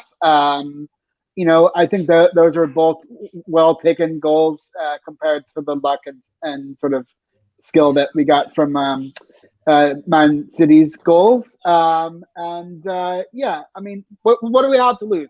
We're staying up. We're going toe to toe against the champions. Let's get everything we got, throw it all on the field, and let's take it to the champions and have some bragging rights for the manager of the month. Yeah, definitely. Steve Bruce will be happy with that. I wasn't expecting the penalty to be given, to be honest. I thought it was definitely onside, but I wasn't expecting to be given, probably just because Newcastle don't tend to get penalties, but we've been a bit more lucky this season. Donil, do you think that will go on to win the game? Oh, absolutely. 4-2. I'm going 4-2. I'm going to be positive. I think we can do a number on these now because Rodrigo's on a yellow, so therefore we need to get at him. And Ake will be a bit tetchy now, trying to make challenges, knowing that he's given a penalty away. So yeah, I think if we go at them, we can rattle them. So yeah, and Scott Carson must have been thinking, what a stinker for me debut for Man City. The two unfancied players putting the ball in the back of the net behind me. So but well done, Joe Linton. That penalty took bottle. That was an example of bottle that, and it takes bottle to step up and take a penalty like that. But well taken penalty, Alan Shearer style, proper number 9 style penalty that. So excellent. You don't often hear that in the same sentence, proper number 9 and Joe Linton. That must be Pete, do you think we'll go on to win the game? I think it's too early to say right now. I would love for us to go on and really attack Man City in the second half, because I tell you what, when we have attacked them with a little bit of intent, we've caused them problems. The fact that we've got ASM, Willock and Almiron making runs in and behind Joe Linton along the back line whenever we get the ball going forward. They're using the example now of the penalty, but you've got St. Maxim making runs on the last man. Joe Willock was on the other side of him. You've got players making runs going forward. It's committing them going the other way. And I think it's good, and I think we'll cause them a lot of problems. And you know what? When you've got Scott Carson in goal, without any sort of disrespect, or as least disrespect as possible, you've always got a chance, because he's not on Edison's level. So when he's shot on target, you've got a chance of scoring. So with that being said, we've got a chance of getting another goal. And we're looking at Joe Linton's penalties. It's a fantastic penalty, underrated. There's no keeper that's getting that. It's right in the corner, midway up the goal. The keeper's got to pull an absolute worldie out to save that. But what I will say is, the thing that really disappointed me was that VAR penalty incident. The fact that they're measuring the knee and not the upper end of the arm makes no sense whatsoever, because the actual arm is further along than his knee was. And then the fact that they're even actually trying to look at that is to say he could be offside anyway. You could see from the pictures that he was onside. From the still picture, you could see it was onside. So I have no idea why they were checking that. I just think it's an absolute joke, and I think it's an example of what VAR have been towards Newcastle for a number of games now. I'm talking maybe 5 or 6 games. The VAR check seems to be more severe with us than any other club. We talked about the Fulham, some of Fulham's incidences before they got officially relegated. Some of the things that they were getting away with was just ridiculous. Really, really ridiculous. And that was another ridiculous call from VAR. It was a blatant that he was onside. You look at it again, it was a blatant penalty. You thought did look like he slipped, but actually it's the connection of the right foot from Ake that caused him to go down. So it was a penalty all day long. And you know what? We deserved that, because barring a world-class goal, the first goal was very fortunate for Man City. I don't think Man City have caused us, for all their possession, they haven't caused us loads and loads of problems. So I think we were lucky to go in sort of behind. So I'm glad that we're going in 2-2, and we've got a chance here. We really have. Definitely. Kieran, what's your thoughts in the first half? Yeah. Can you only imagine what if we was fighting to stay up? We would say, well, we needed an extra point, and that decision don't go against us. Can you only imagine what the reaction would be like? My God. It's probably too early to predict what's going to happen. You would like to think we offer it a little bit more going forward, but the players they've got on the bench, the likes of Aguero and etc., they're game changers, aren't they? So they would probably still be the favourites, especially where we were defending for those second goals. The Murphy goal, he shouldn't never. That goal's gone in because he's turned his back. He turned his back. He didn't need to do that. It probably wouldn't have gone in. So yeah, that's my thoughts. Yeah, I'm not sure there's much Murphy could have done for that goal personally, but it's all about opinions, I suppose. Your thoughts on the first half? It was enjoyable first half. If you want to simplify the first half, if you notice, in our area, like 8-9 men of Newcastle against 6 to 8, 9 men from Manchester City. This is in our area. They're trying to score, but they are facing a huge number of defense, and they are trying to be creative with shots and some tricks, as we see in the second goal of Manchester City. On the other hand, on the other side of Manchester City, we attack them with 3 players, and they are defending also with 4 or 5 players because the counter attack. So it's this is the game.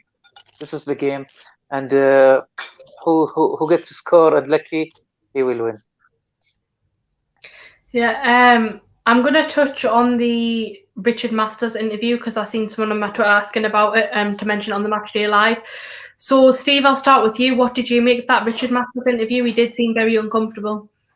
Yeah, he doesn't look like he could lie straight in bed, does he? Whenever he puts himself in front of a TV camera, and whenever he gets asked a question about Newcastle United, then he does tend to panic a little bit. And I was really pleased to see, the former North East reporter ask him the question about Newcastle United, because people do want to know, but as always, very, very little coming from him. Keith Patterson earlier on in the Three Amigos felt, as if he dropped himself in it a little bit, and he's done that before, and it's been said before that sometimes the answers to the questions that he gives, give them a little bit more ammunition each time, and it's going to be interesting to see how all this pans out. I just generally hope we don't need all this legal action, and something can be decided away from the courts, and it means that it can be done a lot quicker. But he's just got that whole demeanor which Newcastle fans can see straight through, and it's clearly that there's been things going on at the Premier League which we all want to know, but they don't want us to find out. I think it's going to be a fascinating couple of months, and I look forward to seeing Newcastle get what they deserve. We deserve the takeover.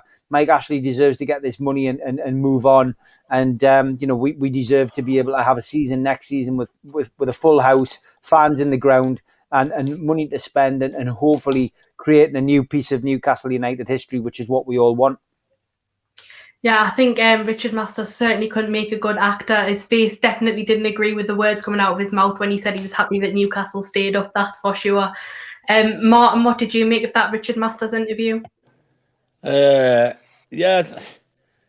think, he was definitely guilty looking. The factor of, as you said, when he spoke about, Newcastle still being in the Premier League, and I'm sure they'll be happy about that, because obviously he's not, because he would have much liked us to have gone down so that he could have washed his hands and it wouldn't be the Premier League's problem. But it is. I still remain firmly confident that that there'll be enough, and at some point it'll go through. You'd love to see it happen for the summer, that we could build and invest a bit. For me, it's not. I want it not just for on the pitch. I want it for around the city. I want it for the training ground. I want it for the care and the love and the attention to come back into St. James's Park, and for it not to be, dilapidated outside and need a coat of paint and everything else. And I think when you listen to the likes of Amanda, and you listen to, you see the likes of Maydad on Twitter and stuff like that, you know what you're going to get with owners. And I think they talk all the right talk. So I think it'll go through. And at the end of the day, like I say, apart from the one afternoon wobble I had where Mr. Wraith put us right with a text, I've never waned from that that thought that it'll go over in some stage. So yeah, bring it on. Yeah, I did watch part of the Amigos, and I thought Keith was brilliant again, and he was right with that point when he said he kind of went a bit off topic, like he answered a question that wasn't asked. Did kind of drop himself in it a bit there, so not really sure what he was referring to when he was on about talks. But Chris, what did you make of that Richard Masters interview? You're on mute. I need to clear that up. He was very clearly asked about talks. So let's dispel that he misspoke or spoke out of turn. If you listen to the full question, he's asked, "Can you comment on the talks?" So he says, "No, I can't comment on the talks." But ever since Steve had on that body language expert, I look at Richard Masters and is like grabbing his shirt and going across his lips. So all of the sort of tells that our friend Richard gives off that he's sort of up against the firing squad, and he'd rather be anywhere else but having to lie his way out of a paper bag to get through any kind of questions about the dodgy Premier League treatment of Newcastle during this takeover. So yeah, I mean, let's just hope that with a new regime in Newcastle comes a new regime with the Premier League, and we don't have to deal with these dodgy guys that have really tried to go out of their way to hold Newcastle back. I'm not going to use the C word about the Premier League, but definitely there are forces that have tried to conspire against Newcastle, and let's. A victory for the city, for the club would hopefully set Newcastle right, and we'd be rid of both Mike Ashley and sort of the nefarious forces behind the Premier League that have tried to hold us back. And let's get to a point where we don't have to think about, Newcastle doesn't do very well and VAR decisions for us, and get to the mindset where it's like our performance on the pitch decides it, and not sort of what happens off the pitch. Because I feel like Newcastle has been too much the story off the pitch, and maybe it's been harder on the lads on the pitch. But fair play to them. They've stayed up. They're pushing 40 points here. Let's close out the season, get a result here, and then get a result against Sheffield with the fans back in the stands, and then close it out against Fulham.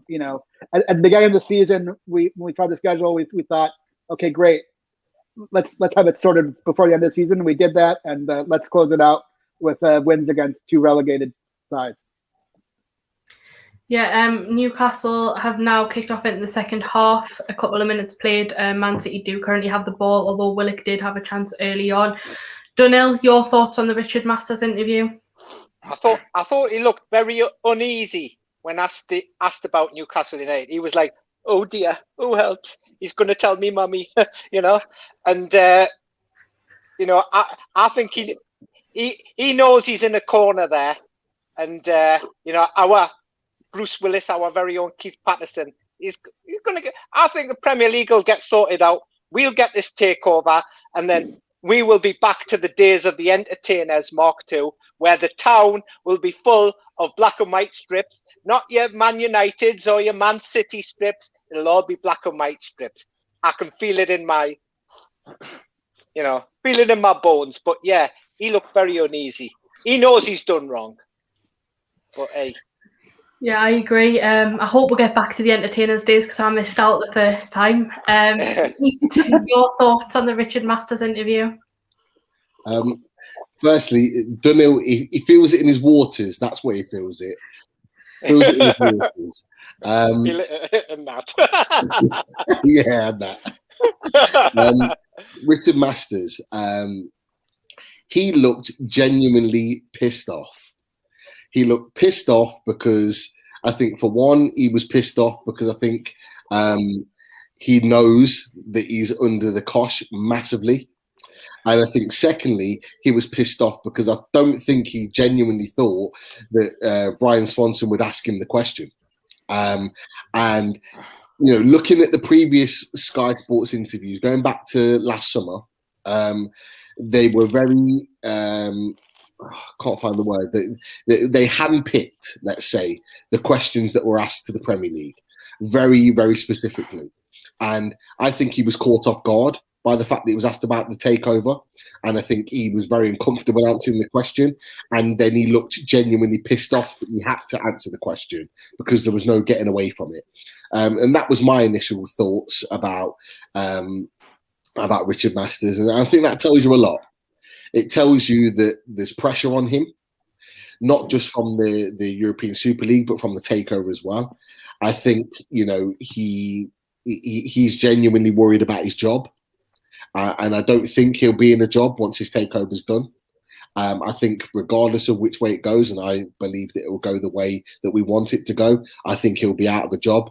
Because I think in the last year, and I've said it before, in the last year, since he's been involved with the Premier League's name has been dragged through the absolute mud. He's been a huge part of it.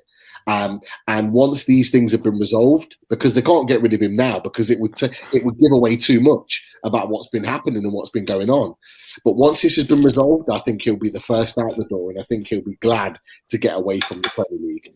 They were just my initial thoughts about that particular video. Man City have a free kick now. They did have a free kick and then a corner before. Nothing came of it. Just about to take this. Yeah, short pass. So, Kieran, your thoughts on the Richard Masters interview? Yeah, look, just my opinion, but I do think that some people are becoming a bit desperate, like in terms of looking at his body language and all that kind of shit. Look, no one knows what's going on. A lot of people still think it's down to corruption. I'm not sure, but the thing that's still worried, because I'm hopeful that it will go. If I'm not Liam Kennedy, I'm hopeful. I'm not confident. I'm hopeful it will go through. The thing that really concerns me is that we do eventually get to a day where we get the answer, and God forbid it doesn't go in our favour. Can you imagine the reaction? Just Jesus, I don't even want to think about it, but you can just see it coming, like, don't you? You know what I mean? Like, I think then you talk about protests earlier on. That's when the protest will happen. If this doesn't go in our favour, so a lot of fans will just go off it like that. And look, we need it. We need it because the only way that the manager who want to get a job at the takeover goes through. I mean, I think everyone's aware of that. We need this resolved. We can't afford for this to be going on all bloody summer like last year. We're in limbo yet again because they can't sort it out. Yeah. There's been a lot of in the nose and all that saying potentially July there's going to be a decision. I can just see it. I can just see what's going to happen. I just think it's going to drag on all transfer window, and yet again we're not going to have any money to spend. I think, and we're going. It's probably why there's been talks of giving like some Murphy, Gale contracts because it stops Mike Ashley from signing anyone. His excuse would be, "I'll just give a new contract until this is resolved." Do you know what I mean? So we just have to wait and see. But I've just got a horrible feeling this is going to drag on all transfer window. And do you think they'll hang around? Do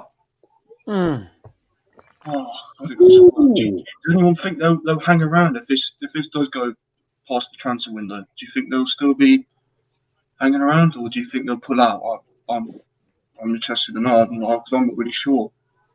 They're in it for the long haul, Kieran. They're not going to go away. There's been plenty of opportunities elsewhere, and they haven't gone and bought any other clubs. And Newcastle fits the remit. Yeah. That's the club they're interested in. I think they'll wait as long as it takes. I think the only fly in the ointment is if Newcastle get relegated, and of course they stayed up this season. So that's a major fly in the ointment for Richard Masters. I think the one thing that stuck out in the interview is when he was asked, Newcastle have stayed up. But, he begrudgingly said, obviously, we're pleased that they stayed up. But he did look pissed off, like in terms of getting fed up with keeping answering the questions about the takeover. He must be fed up with it. But I've got a question, Steve. The Keith Patterson, the case? Is it to try and sort of speed it up and become sort of an out of court? It's another tank on the loan. Look, Keith took this upon himself to instigate this. Keith's got a lot of knowledge in that particular field, and he decided to go with it. But then, I think the club have seen the value in it, and everything that he's collected. I mean, Steve Hasty was down at Keith Patterson's house this week, and he talked about it on the Amigos tonight. The vast amount of stuff which he has gathered is quite frightening. It's like. It's like the mountain on the game show that used to be on a Saturday night. The one where you had to run along all these various obstacles and get to the top of this bloody big obstacle course and hit the button. It's like that. This big pile of papers, basically, which Keith's compiled, and he's done such a cracking job.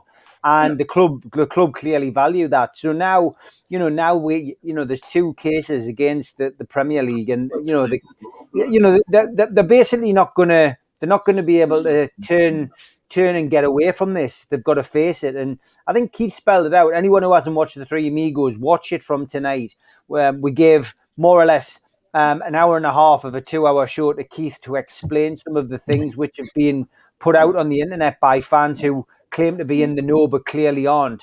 And I think tonight is it's well worth watching. It explains it a lot for those who are a little bit unclear on what's going to happen. And I think Keith's going to do more of that over the next couple of weeks. Going to explain a few things which have been put out there by other people, and he can quite clearly pick holes in it and show you from stuff that's in the public domain. This is what you need to see. This is what you need to look at. This is what you need to learn. And I think it'll become very apparent. But look, as we've always said, is the takeover going to go through? All we can give you is our feeling, and we feel very confident that this takeover at this moment in time will go through. Why? Because there's a willing seller, there's a willing buyer, and because the amount of evidence that's against the Premier League and people associated with the Premier League is there for all, is there. And if this does go to court, then it's a really good case. And these people who Mike Ashley's got fighting his legal battles aren't people who tend to lose court cases. So if the Premier League have actually gone, if the Premier League have actually deliberately tried to stop this, why would they? I mean, surely they wouldn't want this to go to court. The easier thing to do is just be settlement outside the court. That's the thing I don't get about it. If they have sort of, because I can't imagine a professional organisation going just trying to stop a takeover and going for that doesn't happen in this country. Ultimately, the letters that we shared tonight on the Three Amigos were quite, they're available, they're in the public domain, but it explains quite clearly that there's been other forces trying to stop this takeover. And it's quite clear now when you start piecing the jigsaw together what exactly has happened. All of that will be proved. And, when this goes to court, Newcastle United and Mike Ashley will get what they want. They'll get the takeover. It's as simple as that. There is no way I can physically see it being stopped unless there's some major ruling or whatever. I think this takeover will go through, but I think it'll be even more difficult moving forwards for other people to come in and buy football clubs. I just think it's all starting to align. And as Liam's said for many months now, join the dots. I think that's where we're at now. We're reaching an end game. When is it going to happen? God knows, but it will happen. I'm still 100% convinced that this takeover will go through. If it doesn't, I just don't know what could stop it. I really don't. From all the evidence I've heard and seen, I don't know what can stop it. I really don't. Yeah, John Joe Shelby just picked up a yellow card. And Kieran, I agree with you, though. I don't think it's going to happen straight away in the summer. I do think it's going to drag on personally. I just can't see this happening anytime soon. I think there's going to be a lot going through the courts, and they're going to have to fight hard for this. I don't think it's going to be as simple as some people. It's just got last year written all over it, innit? Do you know what I mean? We were just waking up every morning, checking if there's been a decision, and it's just we can't be. I mean, the club's future is at stake. I mean, if this doesn't go through, I can't see. I genuinely don't know if Mike Ashley would try and find another bite because he's tried so hard with this lot, wouldn't he? I genuinely think he still wants to sell the club. Yeah. And I've got to be honest, I said this last week, the HMRC case being dropped last week is a huge positive for any other potential buyers that might fancy coming in, because that was going to put people off. But what we've got to bear in mind as well is that Mike Ashley wants to sell the club to somebody who can take the club to the next level. And I do trust Mike Ashley's word on that. He's clearly showed that by sticking out for the penalty. Oh! Penalty. They might check this from here. Penalty in Newcastle. Penalty. Joe again. Joe Willock wants the ball. We'll take it. It's a penalty all day long. The only issue was is whether offside. Joe Linton touched the ball, because Joe Linton was offside, but Willock wasn't. I don't think he did. I don't think he did touch it. If he didn't touch the ball, it's a penalty all day long. Well, he did get the ball there, right? Did he? Is it a pen? Is it? All right. I've got this idea now that if you win the penalty, you take it. Must do. I think that's the idea now. Now we're safe. Because let's face it, Richie was the penalty taker. Yeah. Callum Wilson, it was That's a penalty all day long. Penalties. Which Willock miss? Fair play to Joe Linton for not kicking off about that. Definitely. Because I get the feeling Joe Linton was told, "You're on penalties tonight, big man," and I think he's had the decency there to allow Willock to take it. My God, this would be 5-5, wouldn't it, if he scored this? Joe Linton's a good dude. He's a good dude. I don't like these run-ups. Oh, come on. Yeah! Lucky. We do have a second attempt. He got it in. Joe Willock to score the third for Newcastle and we're now 3-2 up. Brilliant stuff. One more. Carson, dear me, how son. You know what? I can't remember who it was that said Carson was 57, but he genuinely looks it. He got that box. Saying. Al Walid, of course, we're 3-2 up now. Thoughts on that, and also, finally, last person, your thoughts on that Richard Masters interview? Actually, I was thinking who, and before this penalty, of course, I was thinking who gonna get to man of the match. For me, I can't see Willock because he's so confident with the ball. You didn't see him scared. He have a dare in a play as a striker. And for the one who didn't watch football, he would think he's a striker.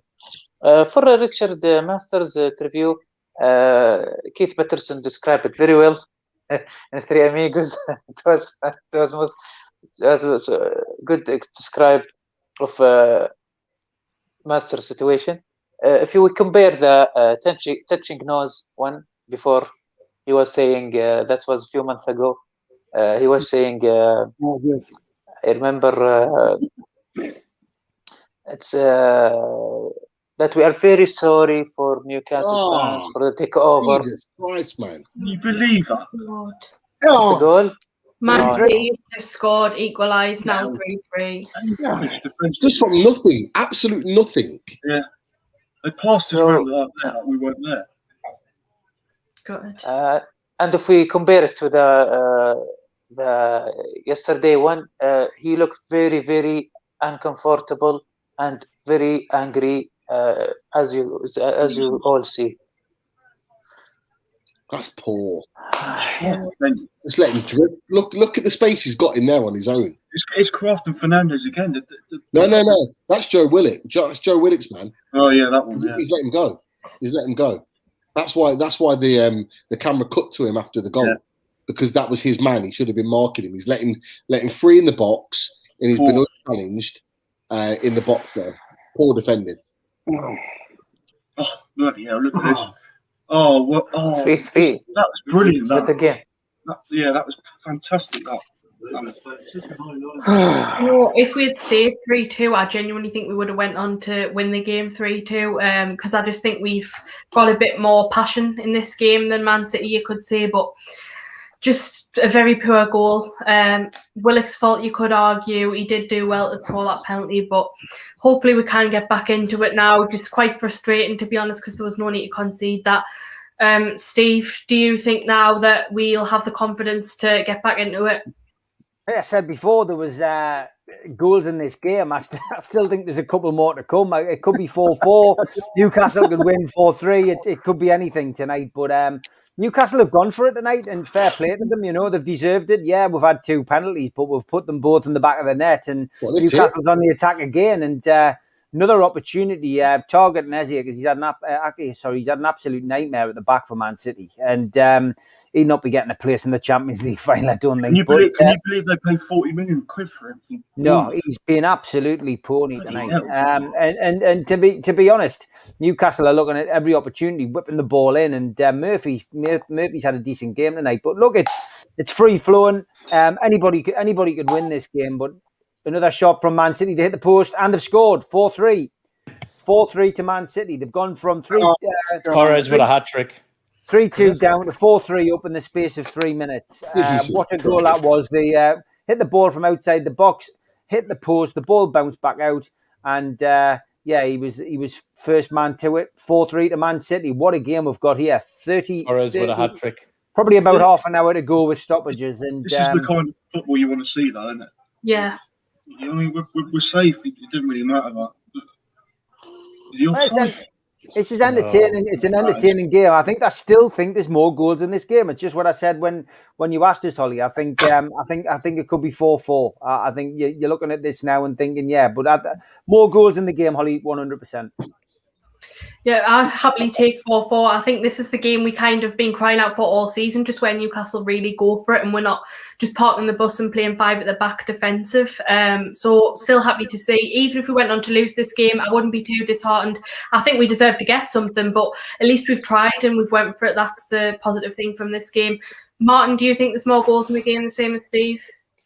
Yeah, look, it could be 4-4, it could be 5-4. Who knows? But as you said, Holly, at least we've opened up. We've gone for it. You know, there isn't really anything to lose. Again, you know, nobody expected anything. Nobody would have put Joe Linton and Kraft on the same score sheet against the champions of England. So, you know what? The game's got everything. So, I think the nicest thing is like City and that, you know, we score and City scoring, and it's kind of like you're sitting there. If you were still under the haunt of relegation, you'd be going, come on. Whereas I'm kind of sitting here relaxed, watching the goals going in, going, okay, we're having a go. Okay, they've scored, we've scored, they've scored. But I'm actually not bothered. I'm just enjoying the game and the goals. I mean, there's been some quality goals in the game as well from both sides. So yeah, good game. Yeah, definitely. Chris, same question to you. Yeah, I think anything could happen. You know, we've 4-4, 5-4 could be in the cards here.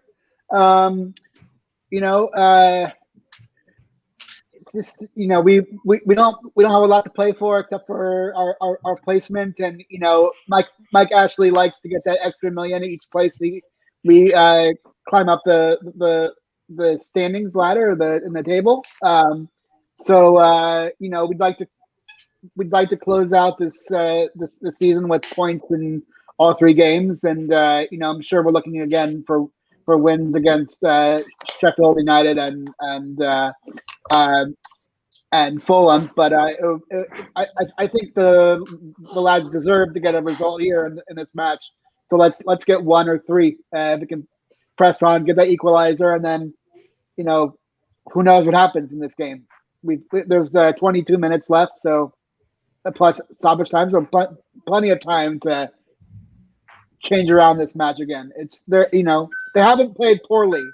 There's been some defensive breakdowns like usual, but the lads are still in it, and you know, we can get a result here. Yep, definitely plenty of time to change things around. Donnell, your thoughts, and also would you now make a change now that we've conceded a 4th? You're on mute.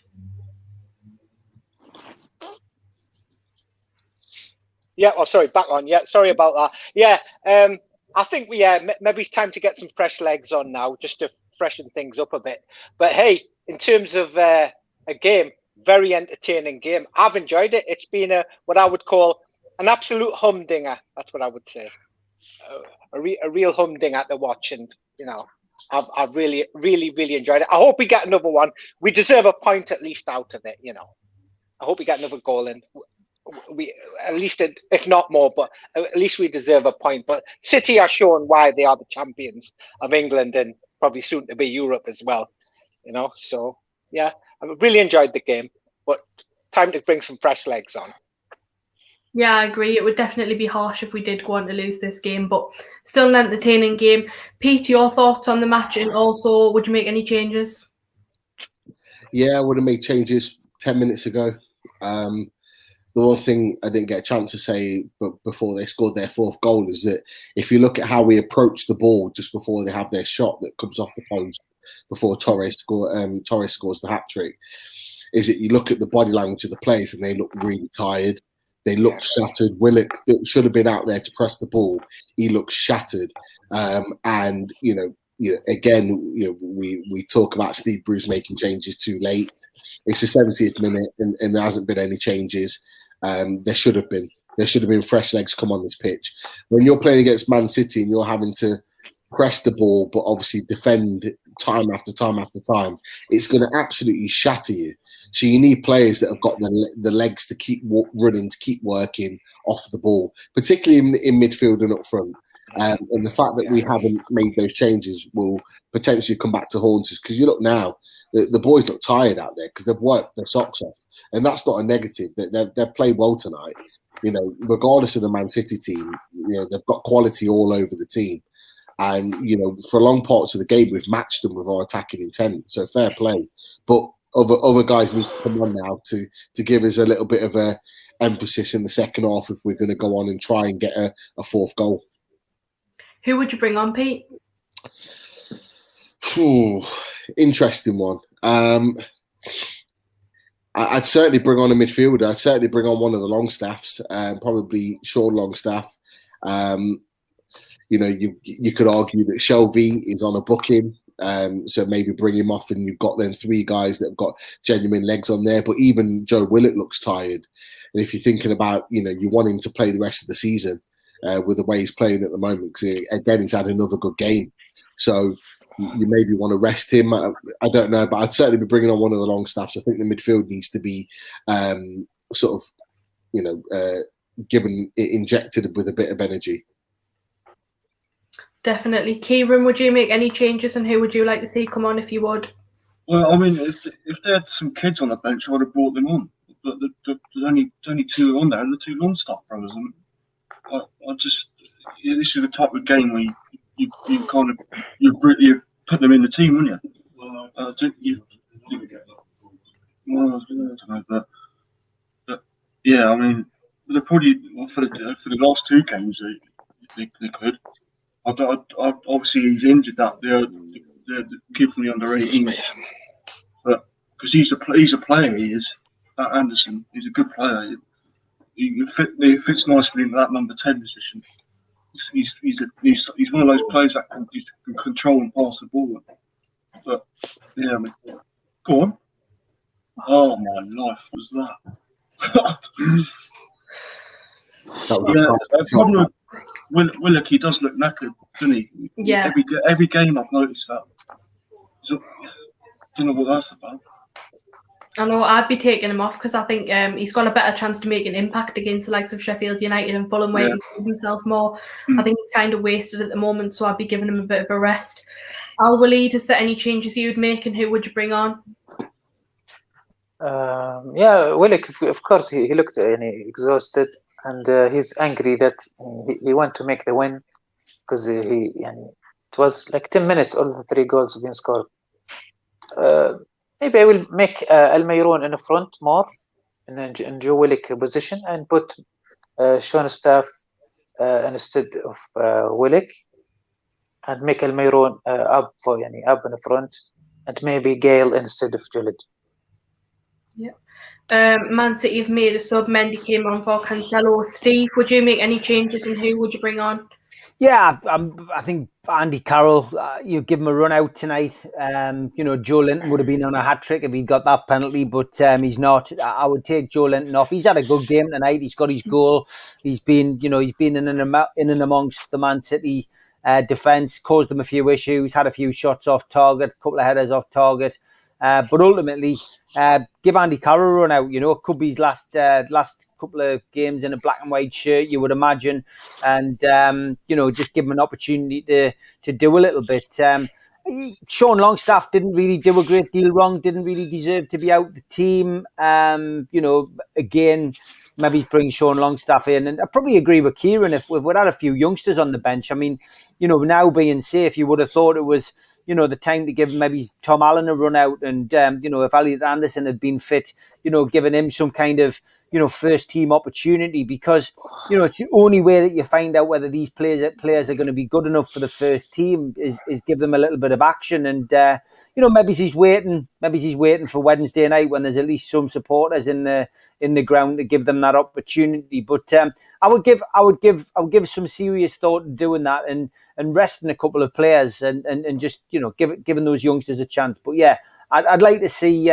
I would like to see that happen. And I've got to be honest. I know Dubravka's back in now, but coming up to these last couple of games, why not give Gillespie an opportunity to have a couple of games as well? Maybe give Gillespie a run out and goal, because again, he's been on the bench and not really had much of a look in this season. Probably didn't expect to, but again, just giving players that opportunity to pull the shirt on and have an opportunity. I'd like to see the youngsters given a go. It's not something Steve Bruce seems to do, but I don't see the harm in it, certainly for the last couple of games. Also, touching on Joe Linton, I thought it was harsh when he got dropped for Callum Wilson. I can understand why Steve Bruce did it, but I thought he was playing pretty well at the time. If he continues to play as well as he has been, or he improves even more during the kind of pre-season, and Callum Wilson was fit, would you start Callum Wilson, or would you be starting Joe Linton, Steve? I mean, I agree with you, but Callum Wilson coming back in ultimately got the goals that kept us up. Yeah. I think the question you've got to ask yourself is, would Joe Linton have scored those goals that Callum Wilson did the other night at Leicester? The answer would be no. I couldn't see that at all. I just think you've got to play your best players. Callum Wilson's your best striker. He's got to start, and goals win games and goals keep you up, and that's what we got. But yeah, I agree with you. It was hard lines on Joe Linton. I would like to have seen them try to form a partnership, and again, if we're in this worst case scenario coming into the pre-season where Joe Linton and Callum Wilson is our front line, then they need games together, and they need a chance to form a partnership. I mean, he's gradually getting better, Joe Linton, only gradually, but that's he's climbing up. He's climbing up with his goals each season. I mean, he might hit the torrid heights of 8 goals next season instead of 6, but he's just hope we're not in that position. Just got to hope the takeover goes through and we've got that opportunity to spend some big money and finally realise what potential is a sleeping giant. I just seen someone in the chat there say, what do you think the atmosphere would be like towards the manager? Well, in his interview the other day in TalkSport, he said he might consider walking away if there's a bad reaction towards the fans. Do any of you think that? I'm not so sure how true that. He's not walking away. He's not walking away. No, I can't. You know how stubborn he is, isn't he? To be honest, I think 52,000 people could pelt cabbages off him and he wouldn't care. Like, he would still stay in that job regardless. He wants the money. I just can't believe how stubborn he is. Yeah. Just to think that he's just doing it all for himself, and he doesn't care about the fans. I think it's disgusting. That. In his mind, he's done the job though. He's kept Newcastle United in the Premier League. His job when he came here was to keep Newcastle up. And as I keep pointing out, Kieran, Newcastle United were in a rather embarrassing situation when Rafa left, when nobody at all wanted the job. Not the first choice, not the second choice, not the third choice, so on and so forth. We went through 11 names who all rejected the opportunity to come to Newcastle before Steve Bruce decided to volunteer to take the job, because he wanted that opportunity to manage his parents' boyhood club. I always say parents because I'm still not convinced that he's a Newcastle fan. But he took on the job, and he's proved us wrong, because I thought we would be relegated in that first season with Steve Bruce. Again, at the start of this season, I felt he would get us relegated, and he's proved us wrong again, and I'm happy he's proved us wrong. Do I want him to continue? No, I don't. But who are we going to get? I do feel that the big reason why we didn't attract a new manager, and a lot of people turned the job down, is because Rafa is so very well connected in football that a lot of people will have rang Rafa and his advisors and said, why did you leave the club? Why the fallout at Newcastle? And they will have been brutally honest. And anybody who was looking for a job at that particular time would have thought, I'm not going to touch that with a proverbial barge pole. It might be different now. If Bruce decided to walk away, or if Mike Ashley decides to pull the trigger and get another man in, I think he'll probably just promote from within. I think he'll probably end up giving the job to Graham Jones and say, right, look, it's your job until the takeover goes through. If he has to go and bring somebody in on a temporary basis, there's plenty of people who take the job. And that's the one thing you find from speaking to people in football time and time again. There is always somebody willing to take the chance. There'll always be an Alan Pardew or a Joe Kinnear or a Steve Bruce out there who is twiddling their thumbs, sitting at home, waiting for that opportunity to come back in and get their foot back on the ladder. And, that's the way it works in football. Lee Clark, prime example, sat for ages waiting for the right opportunity. He had a lot of offers from, non-league clubs, lower league clubs, Scottish clubs, but he decided to take a job abroad, and he's happy there at the minute. But that's the way it is. You want to get back in the shop window, get back on the horse as quickly as possible, because you never know when your next job's going to be as a football manager. I'm just saying that because I mean, it'd be stupid for Mike Ashley if he's still here to go through all of this again. The best thing to do would be to get rid of the manager. And I don't really know that many managers' names, but it'll cost him money, though. It'll cost him money, and Mike Ashley doesn't want to spend any money, Kieran. I do take your point that Benitez is definitely the man that's been lined up. He will definitely take the job if it goes through. But I personally would. I like the guy at PSG, the one that got stuck in Tottenham. That I want him. I love the way he plays. I think we could end up with anybody if this takeover doesn't go through. But from my perspective, I think if the takeover does go through, I've said it for long enough. Rafa Benitez will be back in Newcastle United because he's got unfinished business, and some people will agree with it, like I do. Other people will disagree with it because people feel you should never go back, or people didn't particularly like his style of football. But I believe that if this takeover goes through, with PIF, Amanda Stabley and the Rubens, that Rafa Benitez will be back at the football club. Steve, do you reckon Rafa's going to wait that long though? Because obviously with the takeover and everything that's going on at the moment, it's been well documented about how long it could potentially take. I mean, if you think about if it gets accepted and the owners and directors test goes through and the money transfers and everything, could be up to 2 weeks alone just for that potentially. Liam Kennedy's been well documented it very, very well in terms of Rafa Benitez is itching to get back into work. Do you think he's willing to wait into July, maybe even August, for this takeover to go through in order to get the job, or is he going to think, you know what, I can't wait any longer. I'm gonna get into a job now so I can have my footprint on the new season that's ahead. Do you think he's willing to wait as long as that? I still think as long as there's a chance that this takeover could go through at Newcastle, I think Rafa Benitez will wait. Yeah, I don't think he'll take a job. He's had ample opportunity to take other jobs. He's been offered other jobs, and he's knocked other jobs back. And I think as well, the prolonged time that he had to spend in China due to COVID, away from his family, meant that he missed a lot of time with his family. Of course, Richard Green's passed away as well. That hit him and everybody around Rafa quite hard, me included, because I had 3 great years with Richard when he was working with Rafa at Newcastle. So from my perspective, I believe that Rafa Benitez will wait, and as long as there's light still burning, a candle still burning with this particular takeover, then he will do, unless there was a mega offer. And you've got to remember, when he was at Newcastle, you know, there was the opportunity of the Spain job, and he didn't even take that.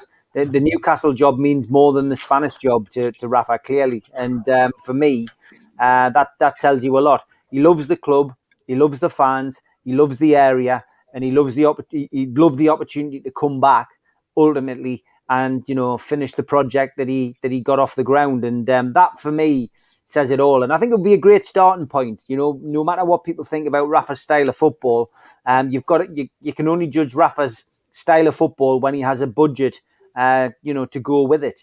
And he didn't have a budget to go with it. And people can point at all the bad players he bought, but he bought some pretty good ones as well. And he also turned some pretty average players into good Premier League players, and ultimately did the job. And, you know, for me, you know, I do think that when Rafa comes back, what he'll set up behind the scenes, and what he'll set up at the lower levels and with the academy and etc., I think it'll put Newcastle on a great foundation for many, many years to come. I just hope he gets that opportunity to do it.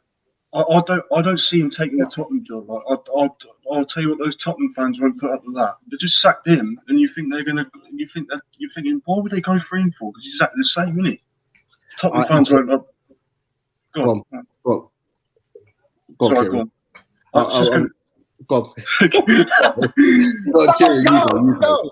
was just going to say that they're exactly the same, aren't they? They play exactly the same type of football. I don't think you would. I don't think they would like that. Tottenham fans turning them. I don't think he's going to go to Tottenham at all. The one job that I'm worried about more than anything is Wolves. I thought that. Because I genuinely think that Espirito Santo is either going to get sacked or he'll get another job elsewhere. Mm. And I think the project that Wolves have with the backing that they have with their owners is a genuine worry. And it's very, very similar. You know, they've not got the fan base or the capacity the way that Newcastle have. They haven't, but they've got the resources. And you've already seen what they've done in the last couple of years, where they've punched massively above their weight. But they've got players in that club, okay, maybe a couple of years older, but they've got players of real quality and can attract other players of real quality. And I do worry about Wolves being a potential destination for them in the Premier League. They're really the only team for me that I think that Rafa Benitez would consider. But I agree with everything Steve said. I think, he has his signing rate is been 95, 98% successful. You got the Lazar and maybe one other that's not done well, but he has made every other player that's come into this club better than what they were when they walked through the door initially. There is no doubt about that. And I tweeted out a few months ago, particularly. There was the Leicester game that I was lucky enough to be at a couple of years ago, where you could really see the team starting to come together, the team starting to really knit together. And it was that 2 or 3 years of dealing with hardly any signings or low budgets, and he still made it work. And you could see the club really going forward with the players, and then it all kind of fell apart. And I've got no doubt in my mind that he, with financial backing, would transform this club, because, as I've said before, his scouting network, and I don't mean his track record of signing players, I mean just in general, his scouting network across the world is better than any other manager, in my opinion, in world football. And I've said it, above Pep, above Jose Mourinho. He can go out there and get a £5-6 million player and make them an absolute superstar. He's got the ability of signing, whether it's a Fernando Torres at 20 million, which was a big money at the time in 2007, and making him into a world star. He's got that ability to do it at both ends of the spectrum in terms of signing players. And he proved that at Newcastle, that he could make bargain bucket signings into established Premier League players. So I've got no worries about that. And the infrastructure and the community of Newcastle, it goes without saying. He will develop that. And so, I mean, I was only asking Steve really on the hope that he's willing to kind of, hold out and hold out for us, because for me, He's the only manager I would go for with a takeover going through. I don't care what high-profile managers out there at the time. Rafa Benitez is my only option. He's the only one that I would go for to take this club forward because he's the only manager that could. Do you still think we'd better attract like good quality players, even with the way he plays? Do you still think that? Kieran, we've attracted top quality players in the last 14 years with Mike Ashley at the club, even without Rafa Benitez. You look at the likes of Kabay, Tiote, Loic Remy, Demba Ba, Papi Cisse, all quality players that have come in and out of this club. Gini Wijnaldum, Fabrizio Colaccini, all these quality players, Gutierrez, I could keep going. We have attracted quality players in and through this club throughout our time at Newcastle, regardless of who's owner, regardless of who's manager. I have got no doubts whatsoever that with a takeover, we could attract the top players. Yeah. It might not be straight away, but it won't take very long. You know, with a squad that's been developed, there is no doubt in my mind that we could attract top players to this club because we did so under Kevin Keegan, right? Everyone talks about moving to the Northeast. I tell you what, if there's a project there, and they are told that we are going places and they've got the financial backing to do so, we will get some of Europeans' best coming to us. And I'm talking experienced and young developing players coming to this club. I've got no doubt whatsoever. It's about making sure that this takeover happens. It's making sure that Rafa Benitez is in charge, and it's making sure that we're in that position to say, right, we're coming for you guys, and those players will come. I've got no doubt about it. Just realistically, I'm just thinking, like, as a first sort of like transfer window, did any of you see the Fulham Burnley match the other night? The two players that stood up for me was that Anguissa in midfield and Robinson, the left back. I would be happy with that. Them kind of players. It's because it's progression, in my opinion. I think they're better than what we've got. Anguissa in midfield, I would love to have play like. I mean, obviously like Basuma and them kind of players. But I'm just trying to think like realistically. I think they're better than what we've got because we're not. It's like I said last week. It's not going to be like Haaland, Sancho, and Mbappe. It's not going to be that, is it? It's just trying to think like realistic, as a straightforward like sort of transfer window to really kick us off, and then you look at the likes of Mbappe's and do you know what I mean? I don't think the Mbappes will be within the first 3 to 5 years. No. I don't think that's realistic. Those kind of players. That for me is the media. And if you go back to April, May last year, it was the media that started all that stuff with the Mbappes and the Gareth Bales and the Coutinhos. It wasn't the fans. They made it out it was the fans, and opposition fans made out that it was us that was doing all that. But it wasn't. It was the media. I remember the first media outlet that put that team together of all these world-class stars was The Sun. They put out this team of the Mbappes and that. That wasn't us because with us as Newcastle fans, we're more realistic about the situation. Now, you know, a Basuma is the type of player that, yes, I would go for with his age and with his ability. He's better than Brighton. And if you're looking to build a team, you'd want him as part of your project, no doubt about it. But there are other players that are around the 30, 40, 50 million pound mark that you could put your money on to build this club and take it forward. And I don't think it would take a lot. I think it takes a quality manager. And I think it takes 3 or 4 quality additions to really take this club from being 13th or 14th or 15th in the league up to being 10th, 9th and 8th is the first step. I don't think it takes a lot. And then once you make that step, it's a case of, right, okay, can we build again? And then can we push for Europe? And then when you get into Europe, it's can you push for the Champions League? And I'm not saying that like it could be like, you know, in a click of a fingers. It's not. But that's your general step. That's your 2 or 3, 4 year plan to get into Europe and be a regular in Europe. And then you build for your Champions League football. But I don't think it would take long at Newcastle. You know, you look at like with Everton and 1 or 2 other teams that have spent millions. Everton are coming close to $500 million.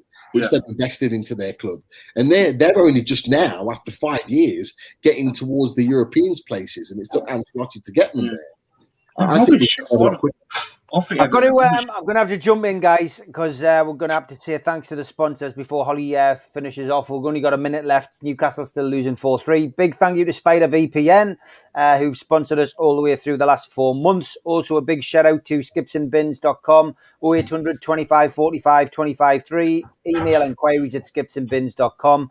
Website www.skipsandbins.com. Easy contract, free and pay as you go. Waste collection. Also a big shout out to John at qtechshop.co.uk, the makers of pool tables and snooker tables in Wallsend, Newcastle, and a Jab Signature, whose new range comes out very shortly. Subscribe, hit the Newcastle Legends button in the bottom right hand corner, hit the thumb up to hit the like button, click share to your social media, and drop into the comments to chat to like-minded Newcastle United fans. And if you haven't already, please donate to the Matchday Bucket and UFC fans foodbank.co.uk. Just simply drop anything you want in there, 20 pence, 30 pence, a pound, £5, £10, whatever you want to do. You enter automatically then into the prize draw for the watch, which will be announced at the end of the season. So plenty of donations into there, please. That will be very nice. Thank you. Anyway, Holly, back to you. As the full-time whistle goes, Newcastle lose 4-3. 7-goal thriller at St James's Park. Nobody saw that coming. Not at all, Steve. Yeah, full time now. We did want to lose that game, unfortunately. I don't think we deserved to lose at all, but it still was an entertaining game. Joe Willock now lying on the floor. He looks absolutely knackered there. I think he'll be glad to have a couple of days off. Steve, starting with you, your man of the match and thoughts on the match overall. Man of the match for me, Matt Ritchie. Again, never put a foot wrong. Some great balls in. Just a pity that Joe Linton couldn't make the best of them. For me, a better performance from John Joe Shelby. He hasn't got many fans amongst the panels that we've had on Matchday Live this season. Willock, again, very good game. Probably not his most impressive game. Got a goal low as well, albeit from the penalty spot. Again, Dubravka, he's conceded 4 goals tonight. You can count yourself quite unfortunate for the first one that he conceded. He's had a couple of worldies scored past him as well, but he is playing the team that's in the that's in the Champions League final and has just won the Premier League. So he was always going to be busy tonight. I think the percentage possession was something like 19%. Absolutely bizarre. Carson, of course, getting cuddles and that from the Man City team. Because of his appearance tonight. But look, 7 goals in a game where, Newcastle probably weren't expecting, most fans weren't expecting anything. I expected a high scoring game tonight. I did think Newcastle were going to get a 2-1 win. I thought though after that, could have been more goals when it got to 2-2. It looked a free flowing game. 4-3 doesn't surprise us at all. But well played to Man City. Congratulations to them for winning the league. But yeah, Newcastle for me gave all they could give tonight, and they can hold their heads up high. But Matt Ritchie, man of the match for me. I enjoyed the game. I just hope there's a few goals for us all to cheer on Wednesday night, but all at the right end, Holly.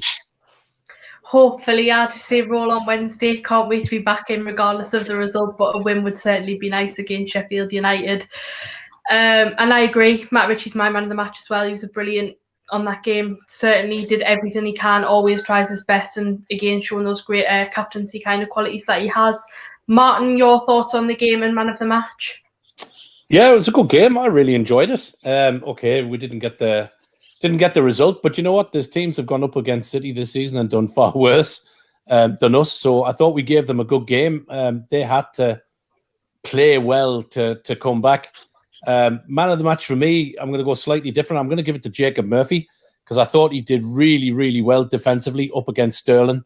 I thought Sterling and Jesus on the other side, I thought they were kept particularly quiet by the defense. So I'm going to give it to, for us, I'm going to give it to Jacob Murphy, and for City, I'm going to give it to Torres because I thought he was just a class above tonight from a striker's point of view. His second goal was a worldie and a hat-trick. So, but yeah, good game. Really enjoyed it. Definitely. Chris, your man of the match and thoughts on the game? So I would go like Steve. I'd go with Matt Ritchie. He's the heart and soul of the squad.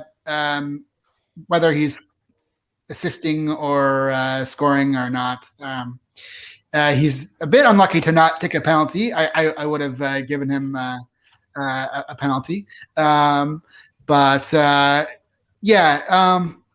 wasn't maybe expecting a result out of this. They did well to stay in the match most of the way. Let's go on to Sheffield at home and grab some 3 points there, and then close out the season with another 3 at Fulham. And good luck to you guys. Great to you guys get to go back into the stadium. I'm a wee bit jealous here. Donal, your thoughts on the match and man of the match? Man of the match for me, I have to go for the man with the magic hat, Matt Ritchie. He drove the team forward, and was it the first goal? Great assist, and he's proven today how key he is to our team. In terms of he's the captain without the armband, basically. And as far as the match goes, well, never expected that, did we? 7, but great entertaining game. A shame we didn't come out with some of it, but hey, scoring 3 against the champions of England and maybe soon to be Europe, that's we did all right there. I mean, we made them work for that. We didn't make it easy for them, but I'd say one of the highlights of the game, obviously, that volley back heel, that's got to win goal of the season, if not goal of the month as well. But that was a fantastic goal from Torres, and obviously he was their standout performer for them. But yeah, great game. No shame in that result as far as I'm concerned. Shame we didn't get the point, but really enjoyable match. Therefore, certainly was. Pete, your thoughts on the match and man of the match? I was happy with the performance. We showed that attacking intent even in the last minutes of the game. We're still trying to push forward and getting the equaliser. I talked about him earlier on in the game, but Jacob Murphy was fantastic today. Very, very good down that right-hand side. He's really starting to make that right-hand side his own in this sort of 3-5-2 or whatever you want to sort of call it in that sort of position. He kept Raheem Sterling very, very quiet. I think the key for me was his positioning. His positional play was very good, which has not been best talked about. I know we going back to the Leeds game where his positioning was all off for their winning goal. He's really sort of developed that in the last few months, and fair play to him. He was for me the man of the match. But yeah, the quality shines through.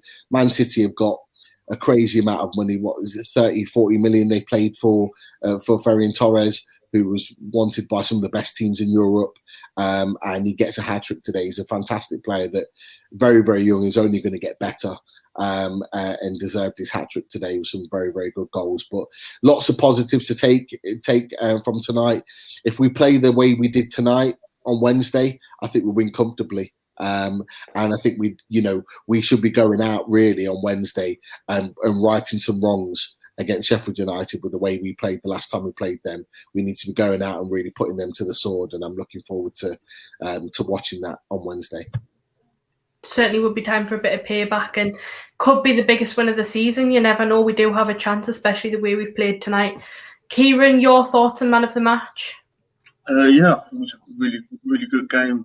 Nice to be able to watch without really sort of worrying about it. I mean, yeah, definitely Murphy for me, man of the match. I think it's probably since he's come back into the team, it was his best game he's played, in my opinion. Defensively and offensively, he's done the job tonight. But yeah, I think if we play like that against Sheffield, I think we'll win comfortably. I mean, obviously, they're not a great side. I mean, I know they're relegated, but I still think we'll beat them. Yeah, I do as well. Al-Walid, finally, your thoughts on man of the match? I believe after City scored the 4th goal, they tried to keep the ball and just to not get too much into the attacking, just to keep the ball and make the defense more organized. And that's what happened. They didn't go to score more goals. I think Leicester City was the best game. We win, and I think this is the best game we lose. For the next games, man of the match, Joe Willock, of course, because it's very hard for a player in Premier League to be affecting every game in a row. And I think this is the 5th game he make good contribution. So I give it to Joe Willock. The next coming game, I wish if and we are gonna playing against the regulated team, so they will try to play and get maybe the revenge for us to because we are staying in Premier League instead of them, so we should be careful. Yeah, another great show. Happy to be hosting again. Really enjoyed watching the match. And to finish off, thanks to Nil. And to finish off, I'll hand back to Steve. Cheers, Ollie. Well done again. Fantastic stuff, as always. And Wednesday, a lot of people saying who's going to be in charge. Well, Daz is going to be in charge. Daz is coming back to do the last couple of games, I think. And he's going to be doing the hosting while me and Holly are at the game. I am going to come in and try and do a live at some point. So he's going to keep a gap open for me. So hopefully be able to give you a little bit of a look around the stadium and stuff in the build up to kick off, internet providing. But looking forward to the game tomorrow. I'm back at 1 o'clock in the afternoon with Mick Lowe's. Looking forward to getting back on with Mick and talking a little bit about what's happened over the last 7 days. Of course, Manager of the Month and various takeover bits and bobs. But he'll be taking your questions. So if you've got a question for Mick, join us at 1 o'clock tomorrow afternoon for that. And all being well, 5-minute rant on Sunday night if Pete and Chris are available. I think Chris is starting to feel a little bit better, so hopefully we'll get on for that. And I know Holly sometimes jumps in on that one as well. So the 5-minute rant, your opportunity to come on Sunday tea time, 5 o'clock. Come and have a chat about Newcastle. Tell us what your feelings are as this season comes to an end. Monday night, of course, we'll be back with Ladies' Night, and I'll be pre-recording the show with Liam on Monday as well, so you'll have to send your questions in for Liam on Tuesday. But thanks to Chris, thanks to Martin, thanks to Donald, thanks to Pete, thanks to Kieran, thanks to Al Walid, and thanks very much to Holly for putting herself into the hot seat again, being a cracking show. Hope everybody has a good night, and I will see you 1 o'clock tomorrow. Take care, guys. Take care. Bye-bye. Yeah. Bye. Bye.